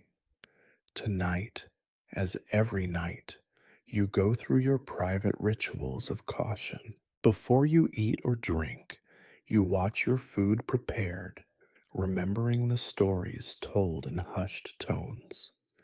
A pinch of bitter powder slipped into a stew, a drop of oil on a cup's rim. You know the taste of fear, and it is sharper than any spice. Your food taster, an old woman with a tongue as sharp as her eye, samples each dish, chewing slowly, her face unreadable. You trust her as much as you trust anyone, which is to say, not much at all. The bread is stale, the cheese is sour, the wine smells faintly of vinegar, but none of this matters. You chew and swallow, all the while scanning for any change in flavor or sensation, a numbness on the tongue, a sudden tightness in your throat. You do not remember a time when eating was an uncomplicated pleasure. Every meal is an exercise in suspicion, every bite a roll of the dice. You do not eat alone. Around your table, the circle of your family and closest retainers narrows as the hour grows late. Their eyes flicker, their hands move cautiously. You wonder sometimes if they are afraid of you or for you, or if their caution is just a mirror of your own. Your wife, Lady Isolde, says little, her words measured and cool. Your eldest son sits stiffly, speaking only when spoken to. Your steward watches the serving girl refill the wine as if he expects her to produce a knife from her sleeve. No one says what they are thinking. They do not need to. In this house, everyone knows that death might be waiting at the bottom of a bowl. You wish it were only the food that you had to fear, but there are other threats, more insidious and less predictable. There are the petty jealousies that simmer among your retainers, The captain of the guard resents the steward's authority. The cook despises the housekeeper. The stable boys whisper about favoritism and beatings in the stables. You try to keep a lid on it all, but resentment has a way of leaking through cracks no amount of discipline can seal. You know your own family is not immune. A cousin with an eye on your lands, a brother in law who has never quite forgiven your success, a distant nephew whose debts make him desperate. Every kinship is a potential weakness, every bond another link in the chain that could strangle you. You play them off each other, favoring one today, another tomorrow, never trusting too much, never turning your fake for long. Servants, too, are not above suspicion. Their loyalty is bought with bread and coin, and both are always in short supply. A scullion girl may have a lover among the Reeves men. The stable master might drink too much and talk too freely. The old nursemaid could be nursing old wounds and new ambitions. You reward and punish with equal severity, but you know that fear is a blunt tool and that the most dangerous enemy is the one who has learned to hide her anger behind a bow. Sometimes the threats are not even human. There are fires, accidents, sudden illness, the sorts of things that strike without warning, stripping away certainty in a moment. A loose stone on the stairs, a horse spooked in the night, a fever that starts with a shiver and ends in the chapel. You have seen too many burials to believe in luck, and too much malice to believe in coincidence. Paranoia becomes a habit, a way of life. You double bolt your doors at night, leaving only your most trusted guard outside, though trusted is just another word for not yet proven disloyal. You keep a dagger beneath your pillow, another in your boot, and a heavy candlestick within arm's reach. You sleep lightly, if at all, waking at the smallest creak or cough. Every shadow is a threat, every dream an interrogation. Even the air in the castle seems to conspire against you. The torches sputter and cast strange shapes on the walls. The wind rattles the windows, moaning like a restless ghost. Somewhere in the distance, a dog howls, and you find yourself counting the seconds between the sound and the answering call. You imagine hands in the dark, keys turning in locks, footsteps in corridors where there should be none. And yet, for all your vigilance, you know that danger cannot be banished, only postponed. You have seen greater men than you brought low by a trusted squire or a smiling wife, by a cup of wine or a friendly pat on the shoulder. Power, in the end, is only ever borrowed, and the world is always ready to call in its debts. As you finally retire to your chamber, the sense of danger recedes, but never disappears. You lie in bed, staring at the darkness above, every muscle tensed for an attack that may never come.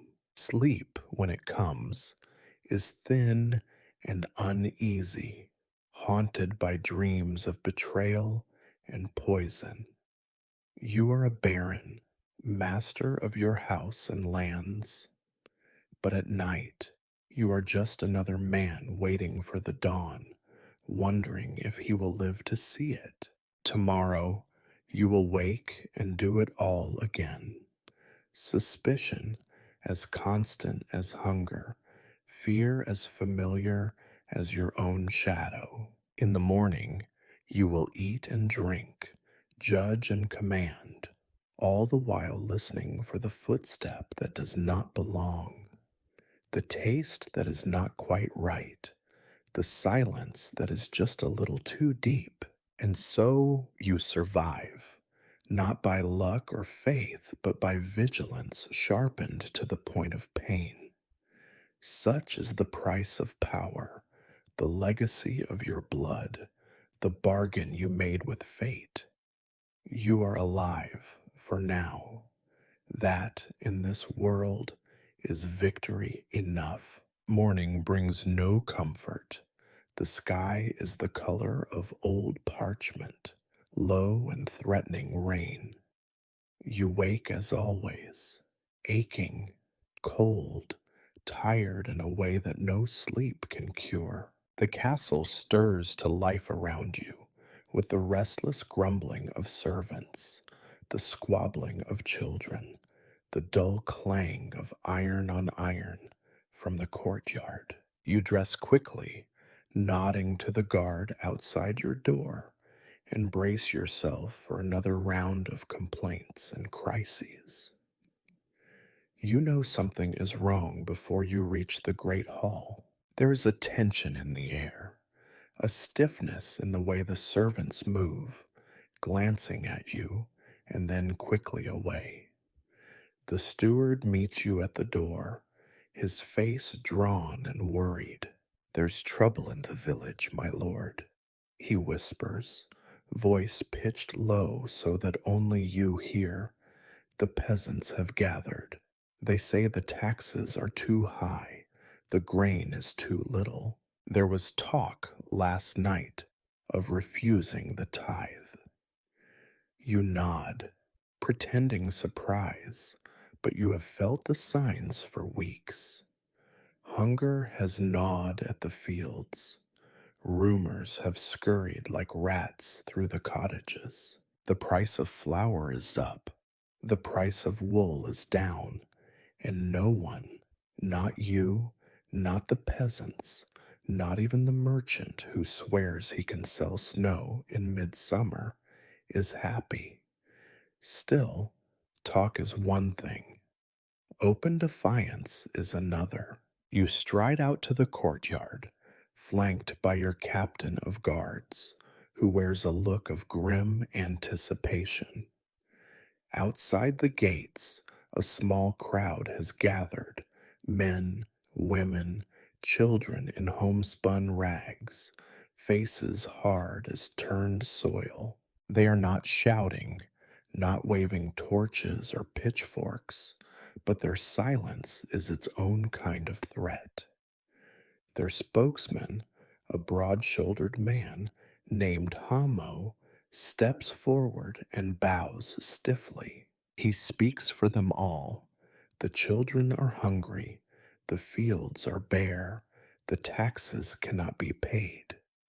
His words are careful, respectful enough to be safe, but each syllable is weighted with anger. He pleads, he bargains, he hints at threats that he is too wise to make directly. You listen, face carved in what you hope is stony patience. You cannot lower the taxes. Your own debts are too great. You cannot give more grain. You have little enough for the winter. You know these people. Their children play in your fields. Their wives serve in your kitchens. Their sons are the hands that hold your world together. And Welsfiat.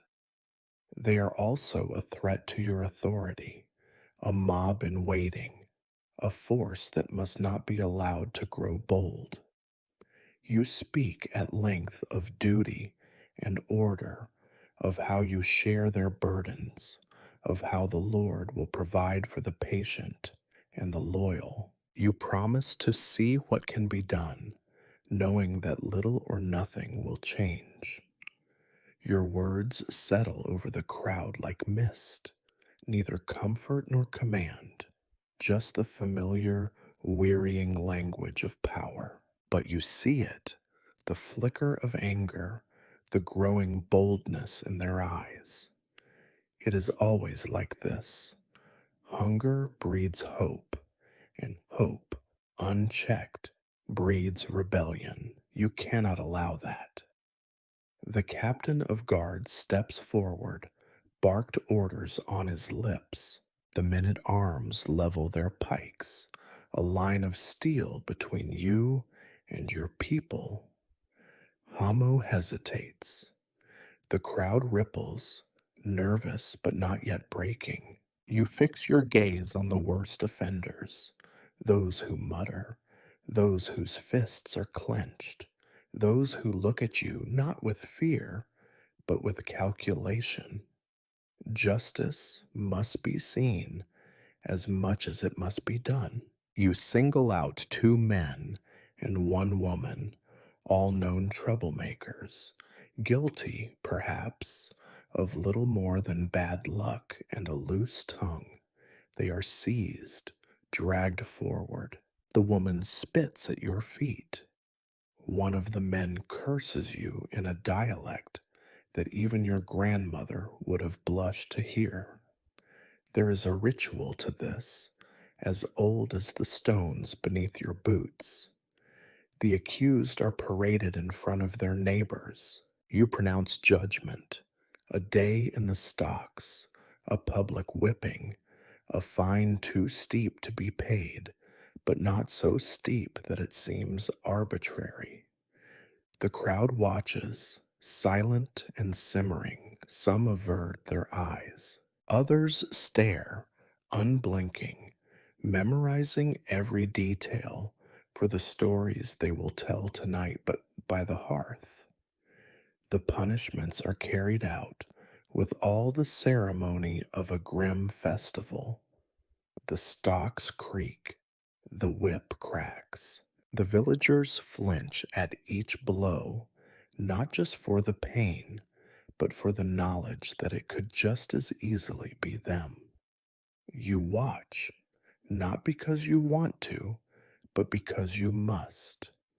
Mercy is a luxury for kings, not for barons on the edge of revolt. When it is over, you remind the crowd, quietly, almost gently, of the cost of disorder. You speak of law, of order, of the need for every man and woman to know their place. You do not mention the hunger, the cold, the debts you cannot pay. You promise that the guilty have been punished, that the innocent will be protected, that the world will keep spinning if only everyone remembers the rules. The crowd disperses slowly, reluctantly. The punished are helped away, their backs marked by your authority. The children look at you with wide, hungry eyes, some with fear, some with something else. You know that you have bought another day, another week, maybe another month of uneasy peace. Back in the hall, your steward is waiting. He tells you that some of the villagers are muttering about running away to the next county or to the woods to join the outlaws. You sigh. You cannot stop them all. Some will flee. Some will stay and starve. Some will wait for their chance to rebel again. It has always been this way. You sit heavily at your desk, the ledgers open to pages stained by rain and sweat. The taxes must be collected, the grain must be counted, the punishments must be meted out, again and again, as often as the seasons turn and the fields are sown. You wonder if the villagers hate you or simply accept you as another part of the landscape, a necessary evil like winter or wolves or plague. Night comes, the wind rattles the shutters.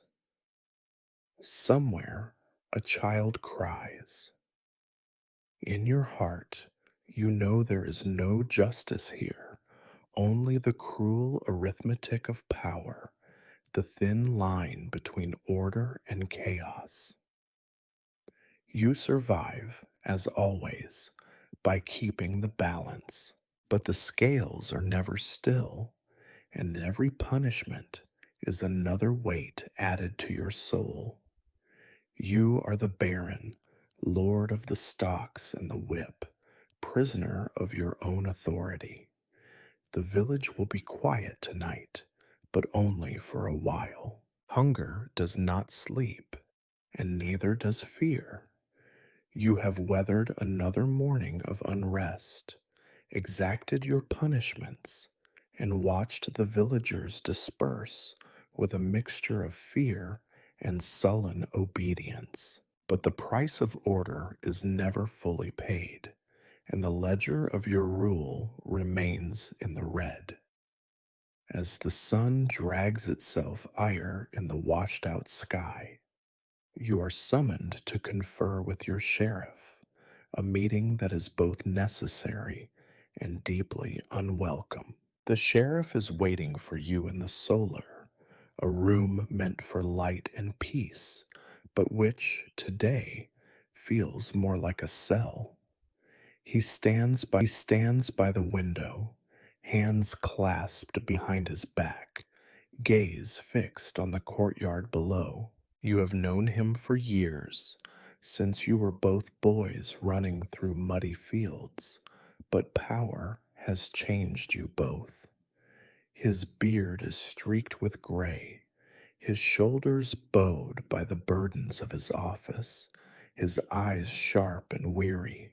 There is no warmth in his greeting, only the brittle camaraderie of men who know too much about each other's failures. You begin, as always, with the numbers. How many men are fit for duty? How many are laid up with fever? How many pikes remain unbroken? How many bows are missing strings? The answers are never good. The men are tired, poorly fed, poorly paid, and their loyalty is a coin that can be spent only so many times before it comes up counterfeit. The sheriff reports a rise in theft, a surge in drunkenness, a brawl at the market that left two villagers with cracked skulls and a third with a knife wound that will likely fester. You ask about the stocks and the jail. He shrugs. The jail is full. Petty thieves, debtors, a wandering peddler accused of witchcraft, a handful of villagers who refuse to pay taxes. There is talk, he warns, of escape. The walls are old, the locks unreliable, and there are rumors that one of the guards has been bribed. You make a note to shuffle the men, to rotate the watch, to send a message that disloyalty will be punished. But you both know that punishment, like everything else, is just a stopgap. There are always more desperate men than there are iron bars. The sheriff shifts, his boots creaking on the rushes. He brings up the matter of justice, how it is perceived, how it is administered, how it is twisted and bent by those with power or cunning. He mentions Hamo, the peasant spokesman, who has gone quiet since the punishments, but whose friends still whisper in the fields. He mentions Lady Marian, whose reeve is suspected of skimming the tithe.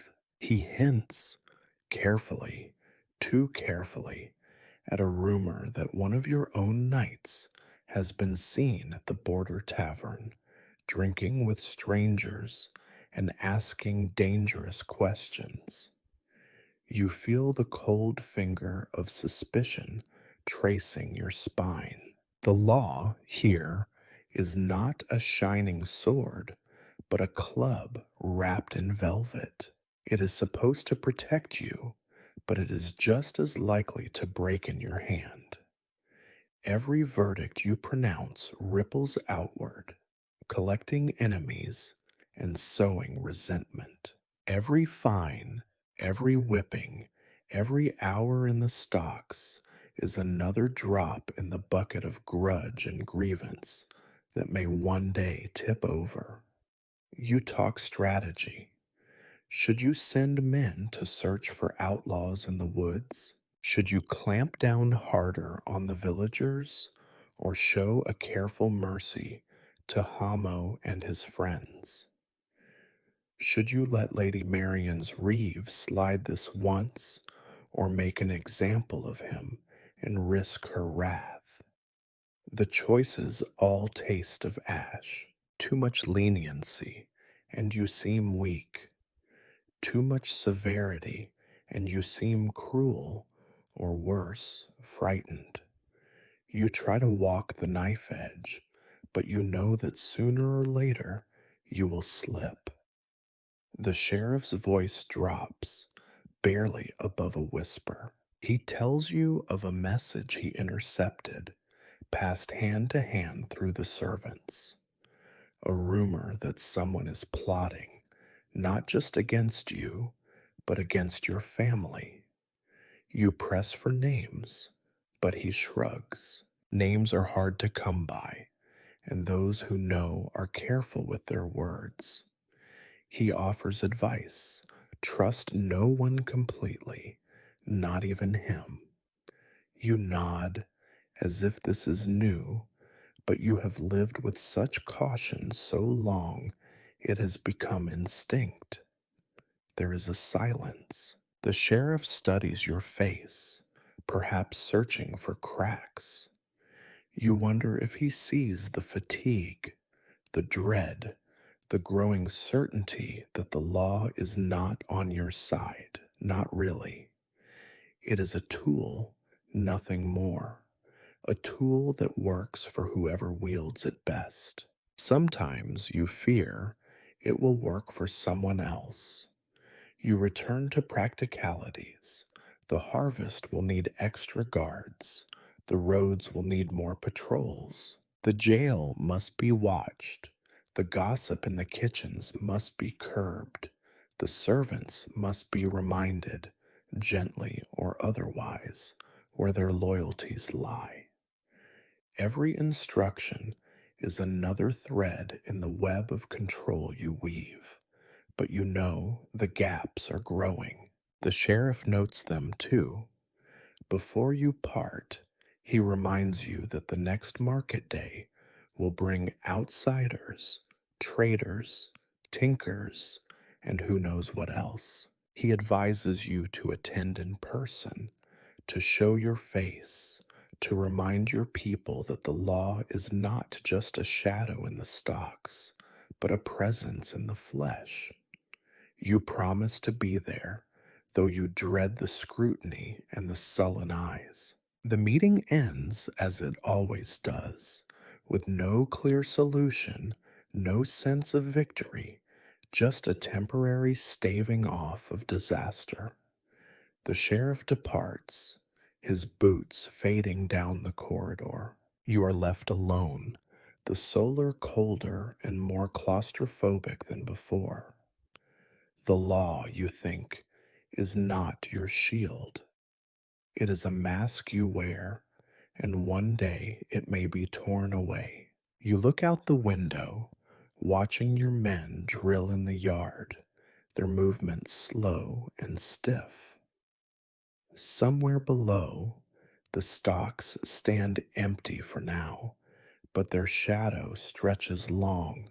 The villagers will talk, the outlaws will hide, the powerful will scheme, and the law, your law, will stagger on, blindfolded and blundering. As you return to your ledgers, you feel the weight of every judgment, every sentence, every compromise. You rule, but you do not control. You enforce, but you cannot protect. And all the while, The law's invisible edge waits just out of sight, ready to cut whoever wields it without care. The law, you reflect, is only as strong as the men who swing the pikes and shut the gates. All your careful talk with the sheriff, all your judgments and punishments amount to little if you cannot defend what is yours. And so it comes, as it always does in this world, a rumor hardening into threat, a neighbor's ambition seeping across the border like a winter fog. War is never far from the baron's hearth, and tonight its shadow presses in close. It begins with messengers, breathless, mud streaked, half starved boys bearing grim tidings. Lord Edric's men have been seen in the woods. A hunting party, perhaps, or a scouting raid, depending on who tells the story. A shepherd claims he was threatened on the far side of the hill. The miller's wife swears she saw men in strange livery pass by at dusk. Each story arrives more urgent than the last, and none of them can be ignored. Your first duty is to take counsel, though counsel is in short supply. You summon your knights and captains, those old hands already bruised by the scars of earlier campaigns, and try to appear untroubled as they shuffle into the hall. The talk is all grim jokes and hollow bravado. Sir Baldwin boasts of victories past, his voice echoing off the cold stone, but his eyes are wary. Sir Geoffrey fingers the pommel of his sword as if wishing for an excuse to use it. The steward appears, face as long as the winter, to remind you of the state of your purse. You know the drill by heart. The walls must be checked, the gates tested, the watch doubled at night. The smith must be summoned to patch armor that should have been retired generations ago. Rust flakes away under his hammer, and every repair is a reminder that your strength, like your fortune, is always one bad season from collapse. You make a show of walking the ramparts, greeting the men, trading a few words that are meant to sound inspiring but come out flat.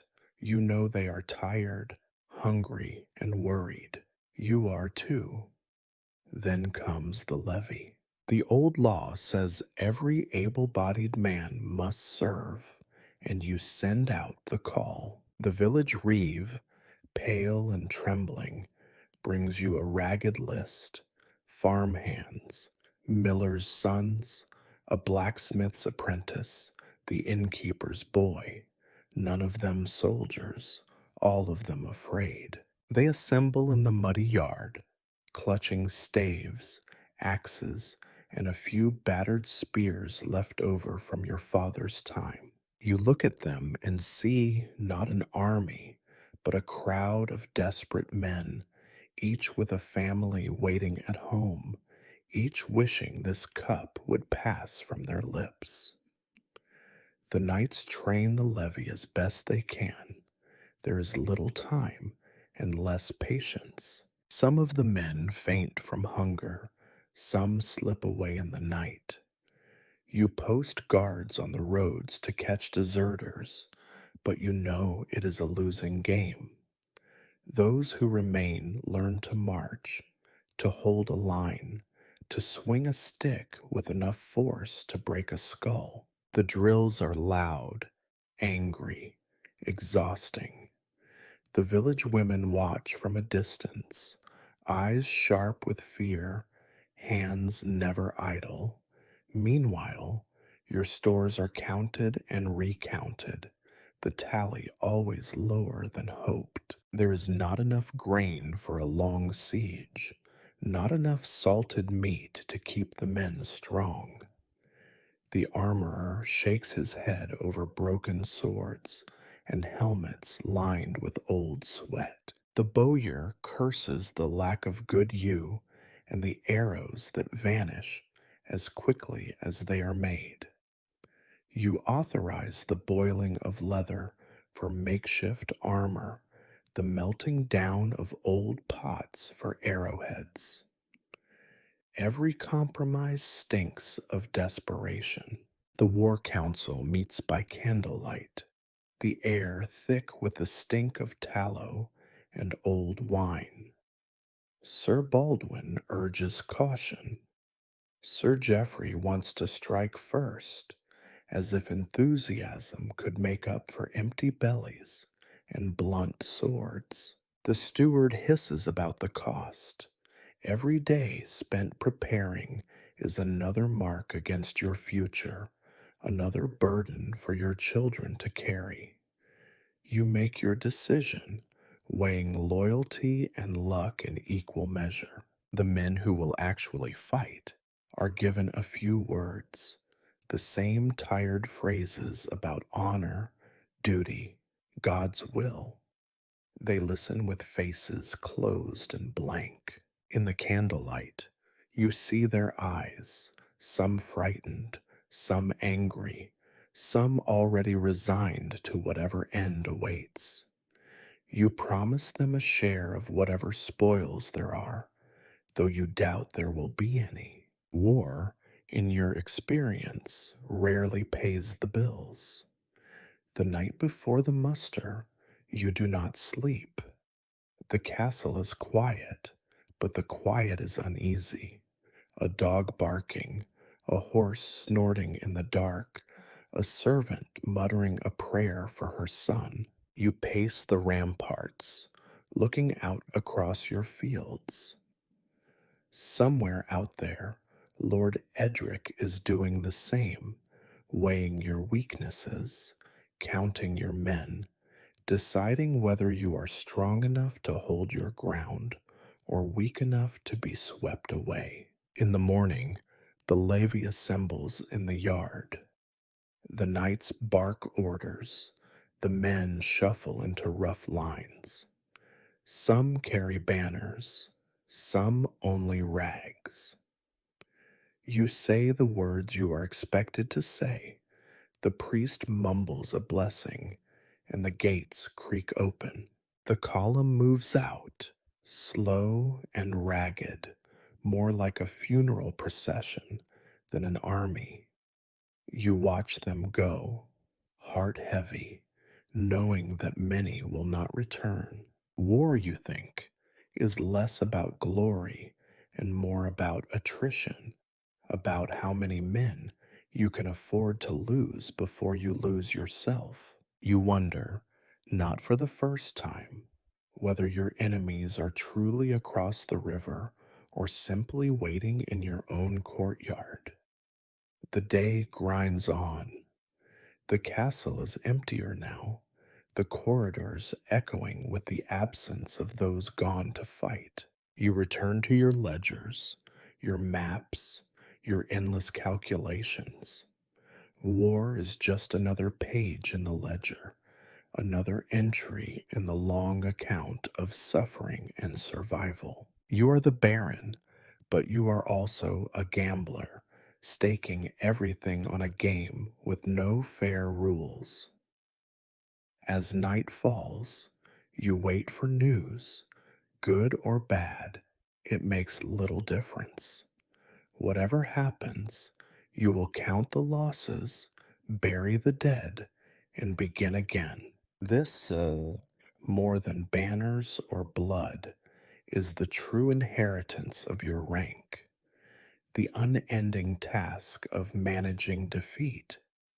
The news comes as it always does, not as a shout or a trumpet blast, but as a slow, muddy trickle. At first, it is just rumor, a farm boy limping home with a bloodied bandage, a knight's horse returning riderless, sides flecked with sweat and dust.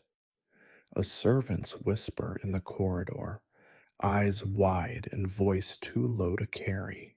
The truth seeps in by degrees.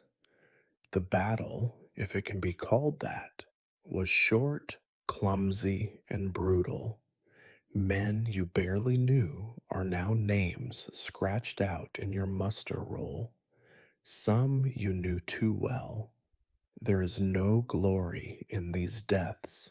No bards will sing of the skirmish by the muddy stream or the panic that scattered your levy like startled birds. No one will remember the names of the miller's youngest son, or the stable boy pressed into carrying a spear, or the veteran knight who fell to a stray arrow and was trampled before the fighting even ended. For every noble cause invoked before the battle, there is only a pile of corpses afterward, and the same old questions: who must be buried, who must be blamed, and who, above all, must pay.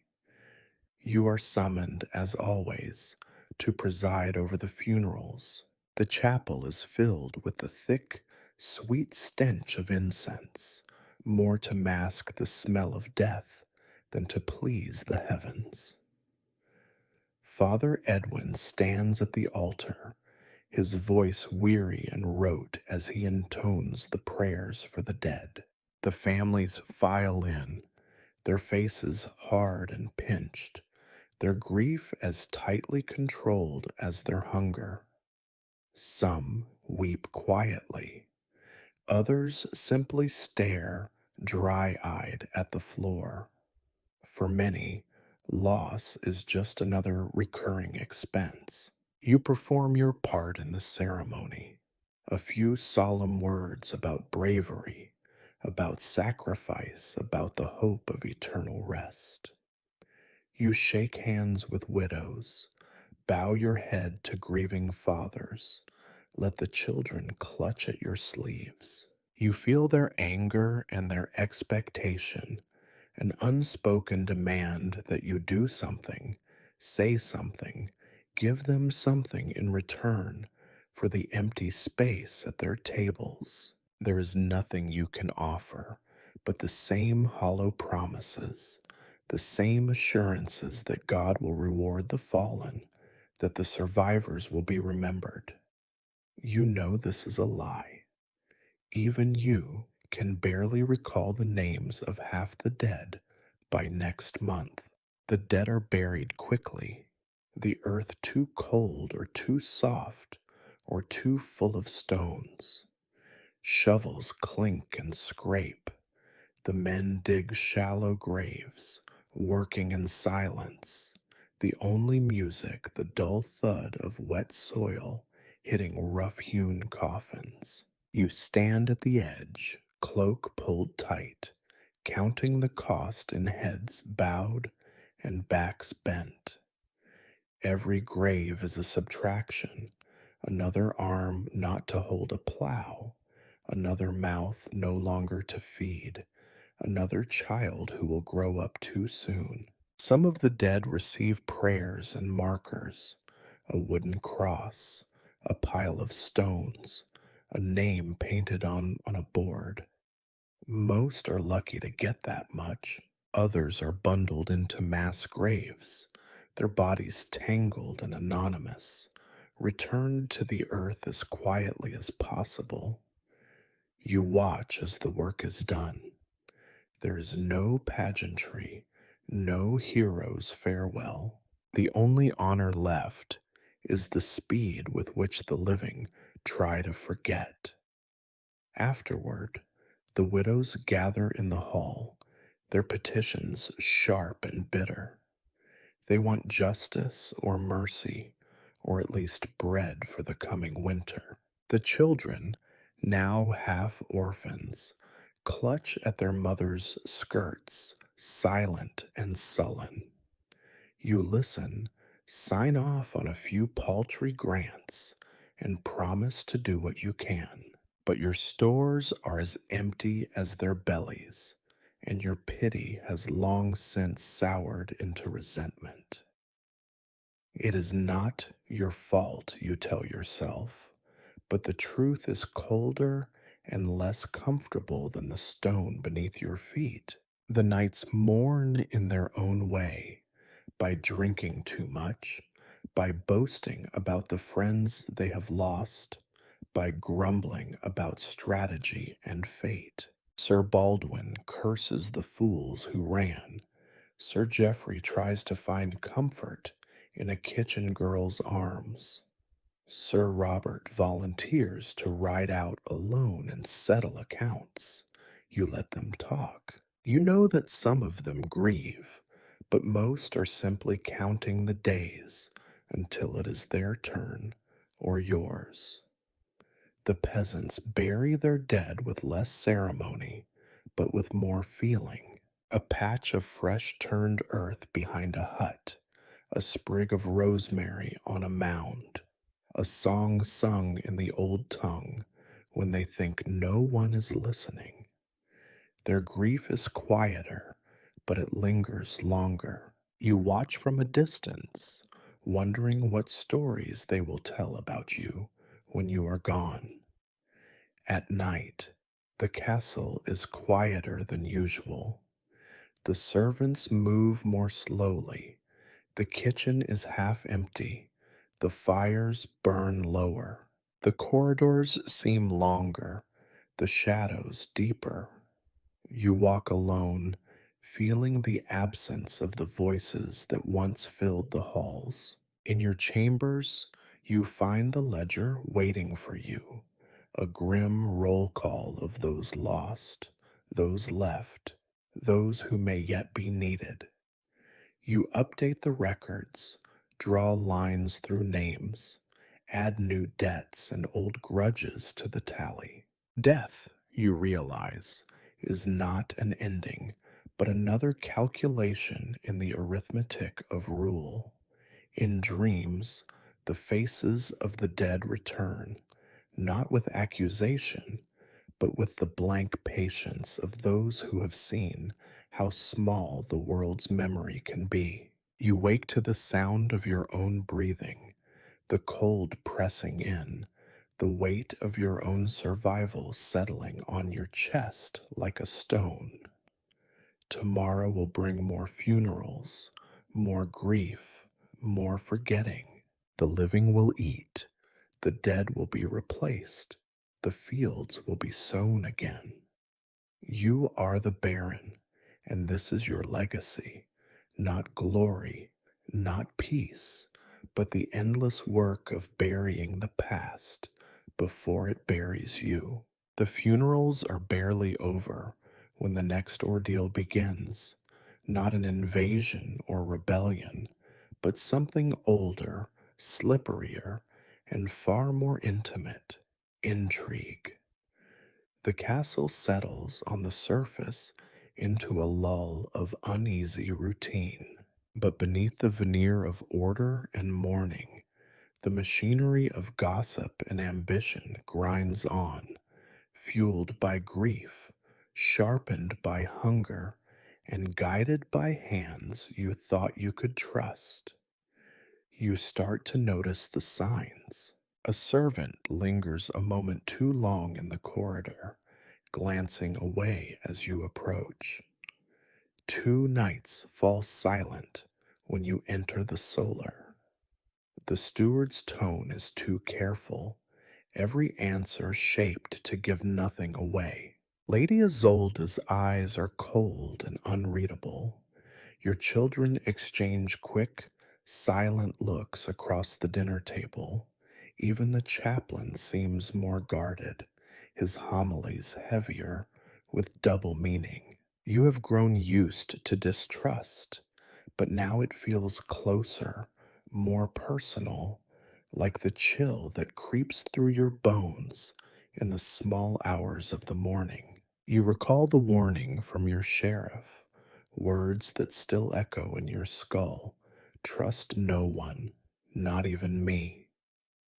The day's routines, already hollow, become little more than a series of tests. You watch the people around you as they work. The cook, whose smile no longer quite reaches her eyes. the young squire, newly promoted to take a dead man's place, who is both eager and far too curious. You keep your conversations brief, your questions indirect, your orders ambiguous. You change the guard's watch schedule at random, hoping to disrupt whatever pattern might have formed. The rumors come in a slow trickle, as they always do. Someone claims the steward has been seen passing messages to a stranger near the river. A kitchen maid whispers that Lady Isolde spends too much time in the chapel, sometimes with the chaplain, sometimes alone. There is talk that one of your knights, Sir Geoffrey perhaps, or Sir Robert, has been borrowing money from the merchant, who has his own reasons for spreading discontent. Even the children are not exempt. Your eldest son, Thomas, has been quiet of late, brooding over the family sword, keeping company with his uncle more often than with you. You try to separate fact from invention, but there are too many possibilities, too many motives, and too much at stake. Ambition, anger, boredom, fear, each can bloom into betrayal in the right soil. The castle is full of such fertile ground. You catch yourself eyeing the faces of those you have known for years, wondering which one will be the hand that pulls the rug from under your feet. The household, meanwhile, clings to the appearance of normalcy. Meals are served, floors swept, prayers muttered. The dogs bark at strangers and settle at the hearth. But the servants speak in lowered voices. The knights grumble about orders that never make sense, and Lady Isolde avoids your gaze. The tension is a living thing, coiled tight in the corners and crevices, waiting for its chance to strike. There are the inevitable accidents, a loose stone on the stairs, a misplaced jug of oil, a message gone astray. Each mishap might be chance, but you have learned to suspect intention behind every shadow. You question your steward about the missing grain from the storehouse, but he denies everything, his face a mask. You ask Lady Isolde about her long visits to the chapel, and she answers only with tired piety. The chaplain blames the times. No one lies outright, no one tells the truth. One evening, you receive a letter, unsigned, left on your writing table. The hand is careful, the words more so. Beware those closest to you. Some debts are paid in blood.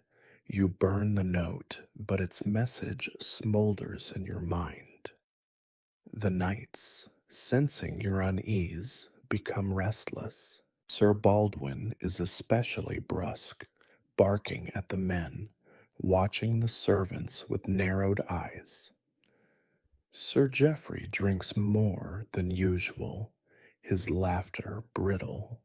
Sir Robert volunteers for every patrol, as if hoping to escape the castle entirely. You hold a council, but the talk is stilted, the strategies uninspired.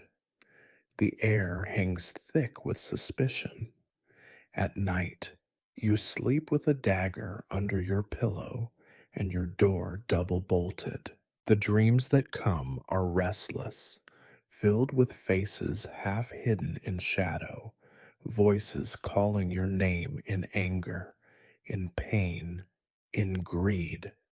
You wake before dawn, cold sweat soaking your tunic, ears straining for a sound that does not belong. You think of your father and his father before him, each one brought down, not by armies or famines, but by those who shared their roof and broke their bread. You understand now the weary caution that hardened their hearts, the lonely paranoia that is every ruler's true inheritance.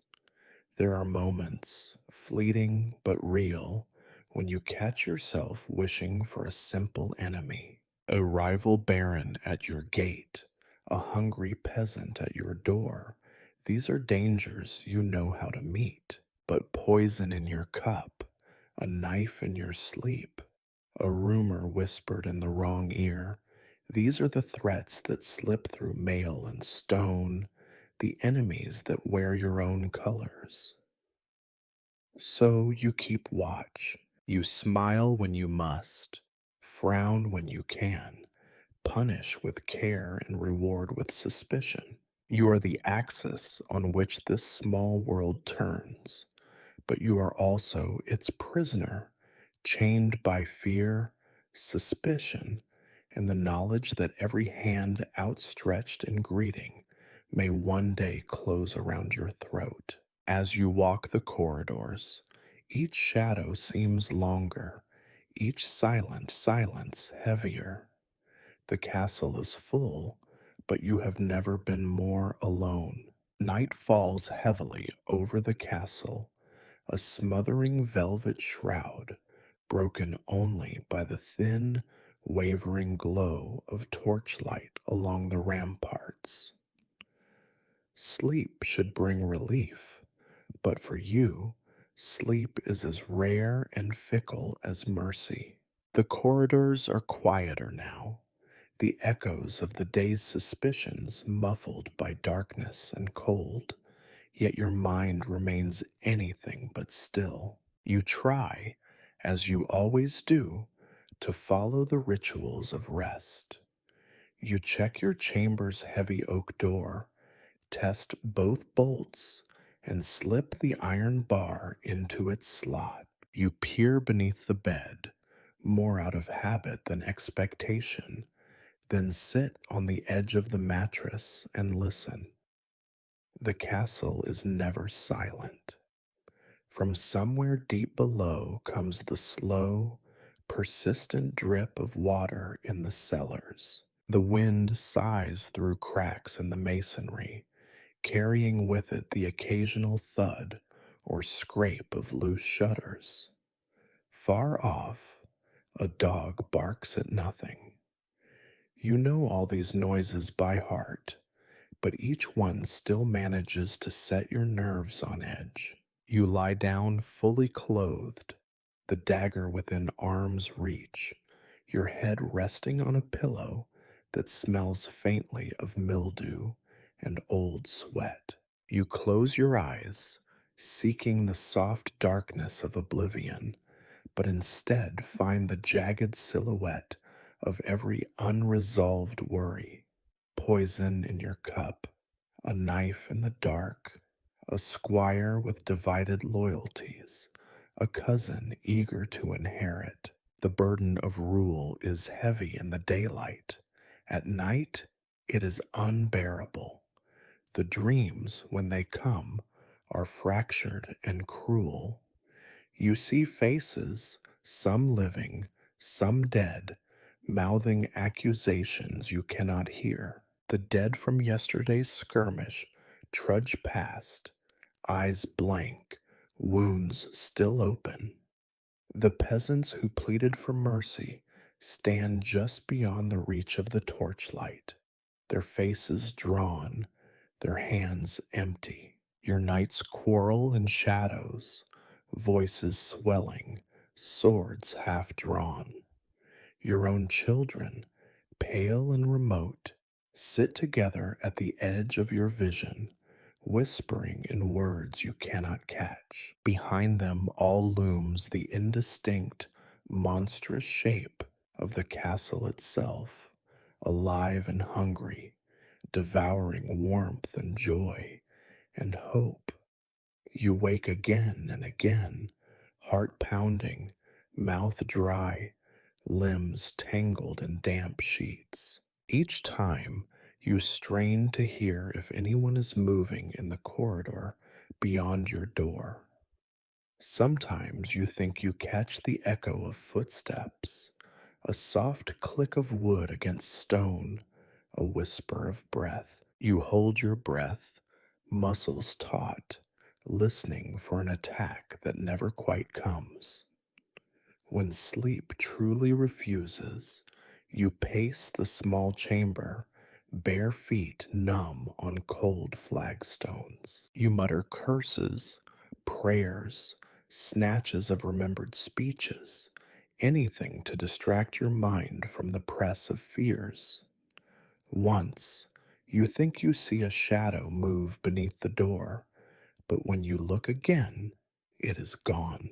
You pour yourself a cup of wine, but it tastes sour and does nothing for your nerves.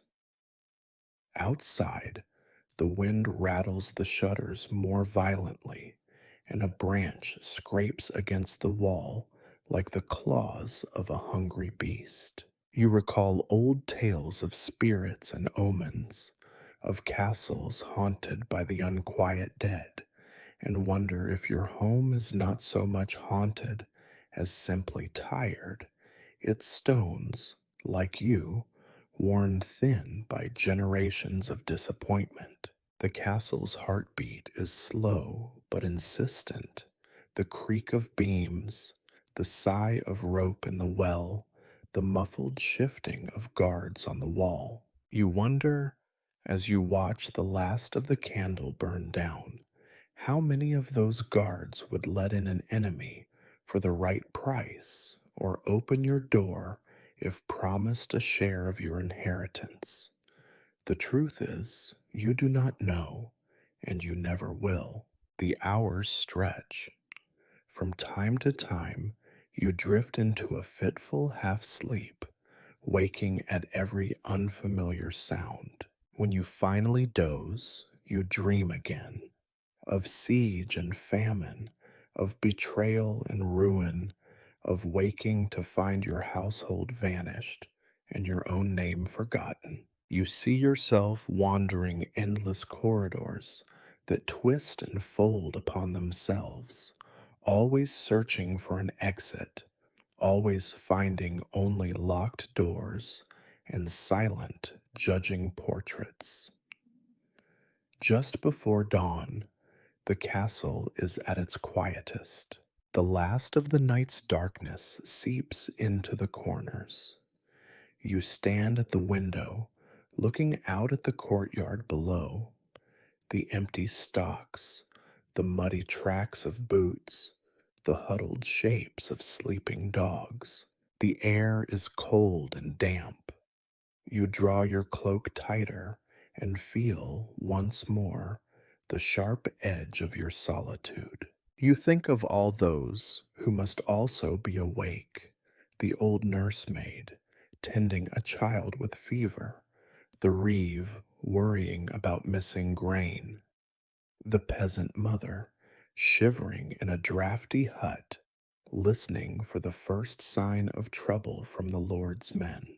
In this world, sleep is a privilege for the innocent or the oblivious, neither of which has any place in your life. As the first, reluctant glimmers of dawn creep over the horizon, you allow yourself to sit, just for a moment, on the edge of the bed. Your joints ache, your eyes burn, and your mind is already listing the duties awaiting you when the day truly begins. There is no rest for a baron, not in daylight, not in darkness. You steel yourself for another round. Breakfast will be as cold and unappetizing as always. The same faces will greet you, each more closed than the last. And every shadow in the corridor will seem just a little darker, every silence just a little heavier. You are the baron, sleepless lord of a sleepless house, prisoner of your own vigilance. The night is over, the work resumes, Your only reward is the promise of another night, just like this one, and the certainty that you will survive it, because, like the castle itself, you have no choice. Dawn is a gray rumor leaking through the castle's narrow windows, painting the flagstones the color of old bones. You are awake before the servants, the hangover of insomnia clinging to you like wet wool. There is no time for the slow ache of fatigue, though, for today the horizon brings fresh shadows, a messenger at the gate, a border rider with too much dust on his cloak, an anxious murmur in the courtyard. The rumor becomes a certainty. Lord Edric is on the move again. You muster your dignity and drag yourself down to the yard. Already, your knights and men at arms are gathered in knots, muttering to each other in low, urgent voices. The Reeve's face is a mask of studied calm, but his eyes are wide. The sheriff stands close by, the lines of his jaw tight as drawn bowstring.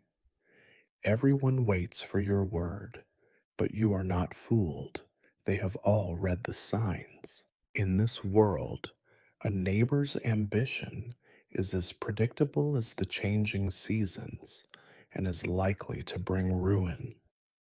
The messenger is brought before you, a skinny youth, clothes splattered with mud and sweat. He delivers his news with the breathless dread of a boy who has seen men die. Lord Edric's men, he stammers, camped at the river crossing. Some say he seeks redress for the poached deer. Others say he means to seize the mill and the bridge. It does not matter. The reasons for war are always as thin as gruel. The reality is the steel and fire that follows. You call a council in the solar, the room still thick with last night's nightmares.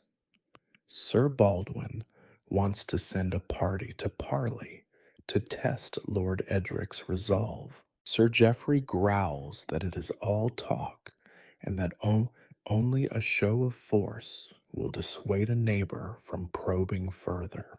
The steward fusses over costs. How many men can you feed? How much silver remains in the chest? How long will the stores last if the roads are cut?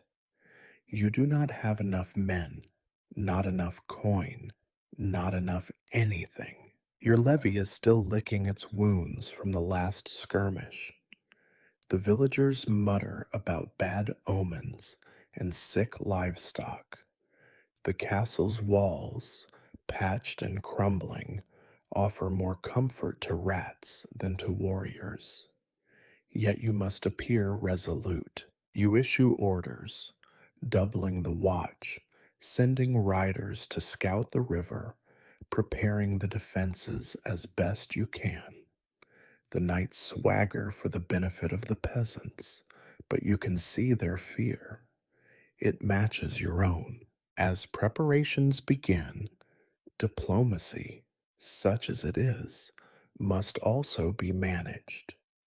You pen a letter to Lord Edric, couched in the language of outrage and reluctant friendship. You deny all knowledge of his accusations, offer the promise of an honest reckoning should his men wish to present proof, and remind him of the treaties binding your families, treaties honored more in the breach than the keeping. The missive is sent off with a trusted courier and the hope that words might buy you time. The day drags forward, heavy and anxious.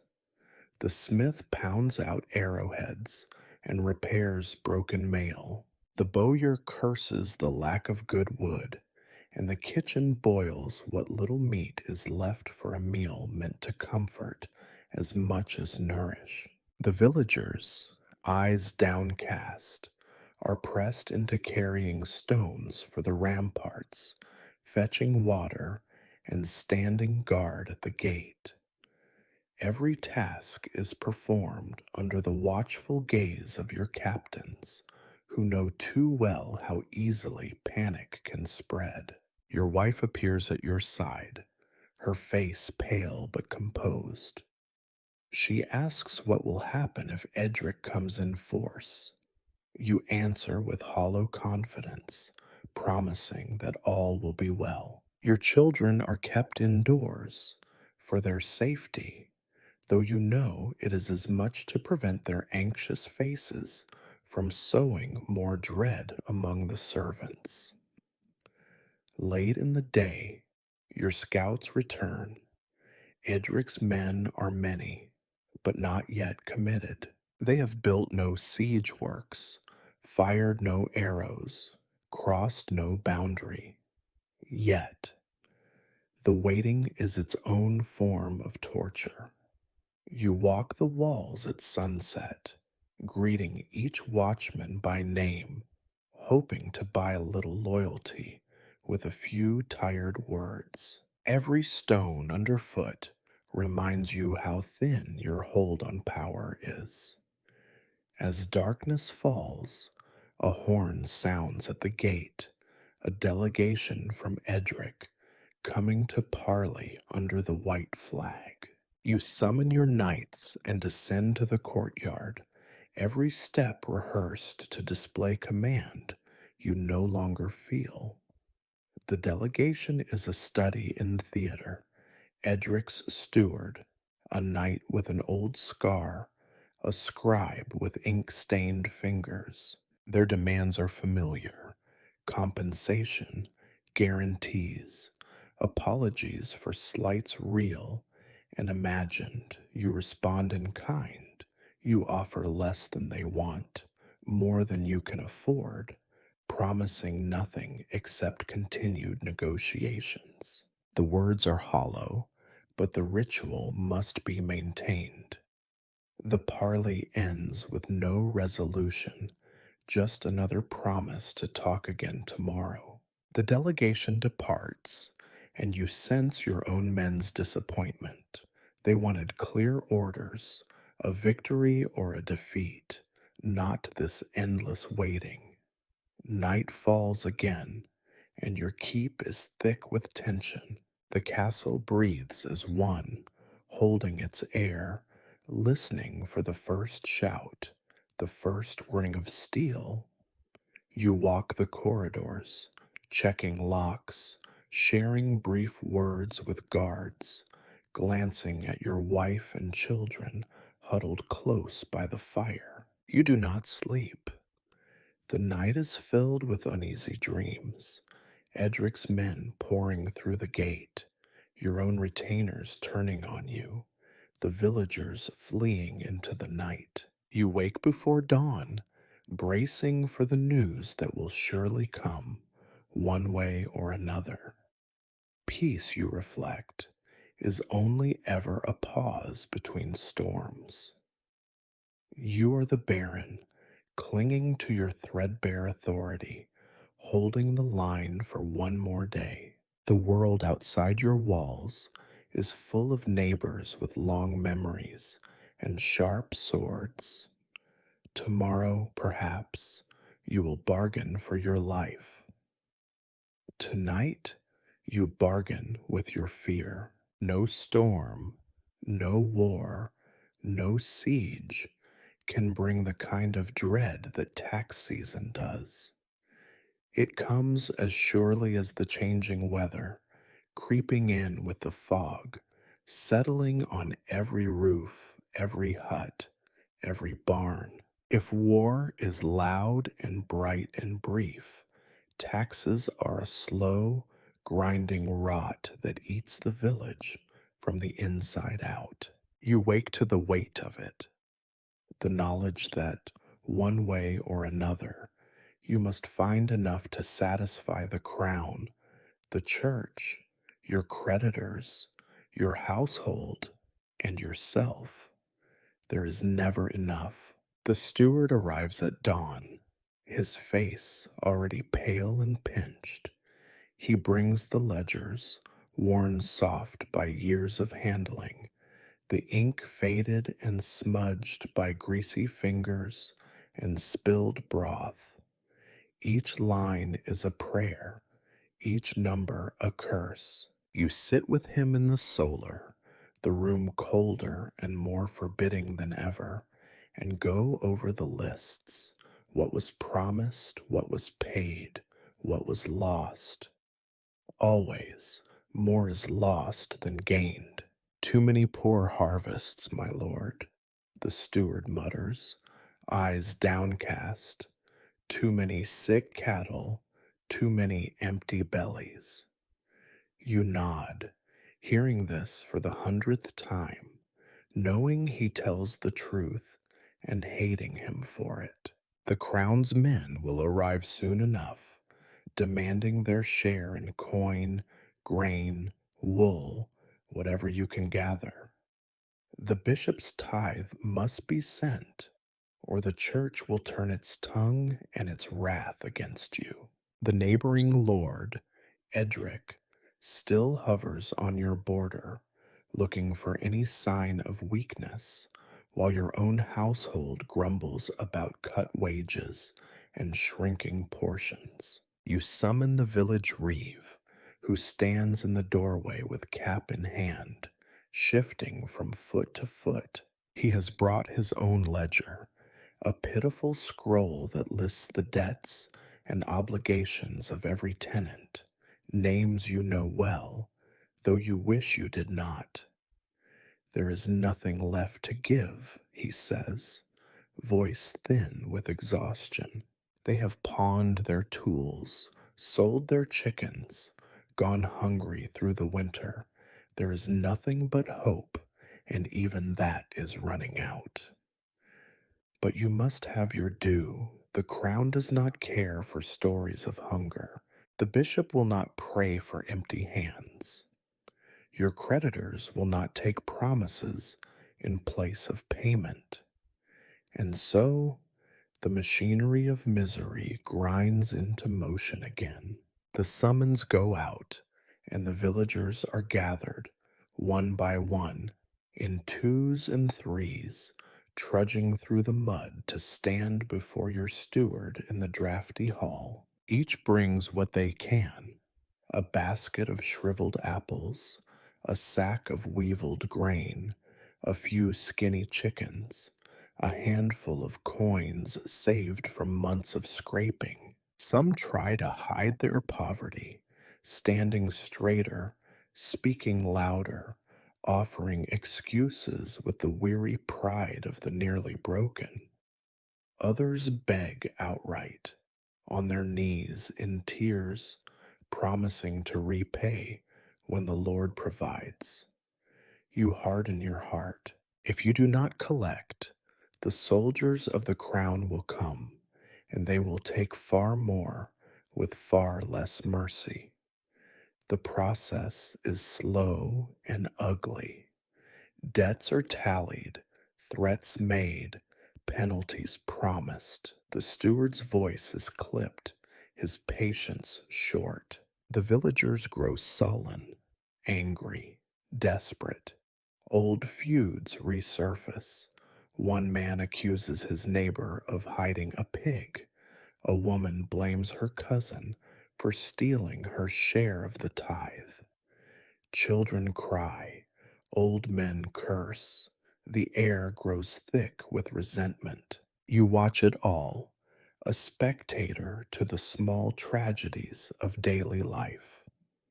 You would like to offer more mercy, but mercy is a luxury for lords richer than you. The taxes must be collected, the grain must be weighed, the wool must be bundled and sent down the road under armed guard. You know what will happen if the quota is not met. Men in the king's livery will arrive, armed and officious, and take whatever they can find. Sometimes the very shirts off the villagers' backs, sometimes the villagers themselves. The bishop's men smug and robed in finery, arrive next, demanding the church's share. They offer prayers in return, prayers for rain, for health, for forgiveness. You wonder how much bread is baked from prayers alone. The villagers bow their heads, some with real devotion, others with barely disguised contempt. Once the clerics have left, the complaints start again. Why should God's men eat while their children starve? Your own household is not immune. The steward grumbles about shrinking supplies. The cook thins the stew, stretches the bread, waters the ale. The nights are uneasy, their pay in arrears. Even Lady Isolde comments on the thinness of her morning porridge. You smile tightly, reminding her that sacrifices must be made. She does not smile back.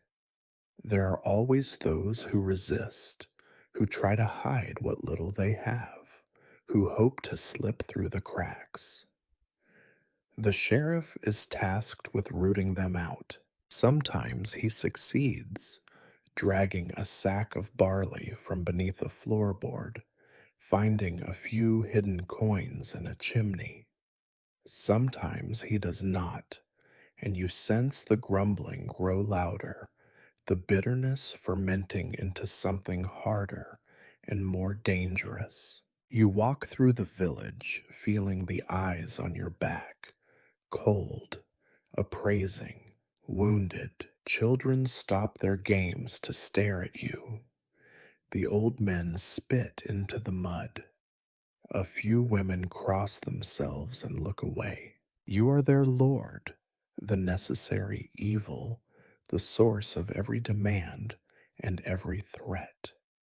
You remind yourself it could be worse. You have seen villages where lords take everything, where rebellion is crushed with fire and sword. Still, you know it is not enough. By evening, the tally is complete. A little grain, a little wool, a few coins. Not enough, never enough. The steward sighs and closes the ledger. The fires in the hall burn low. Outside, the village is quiet, but you sense the pressure building, the hunger sharpening into something that will not be sated by prayer or promises. You retreat to your chamber, the weight of all those empty hands pressing in on your heart. You are the baron. You take because the world takes from you and because you must survive another season.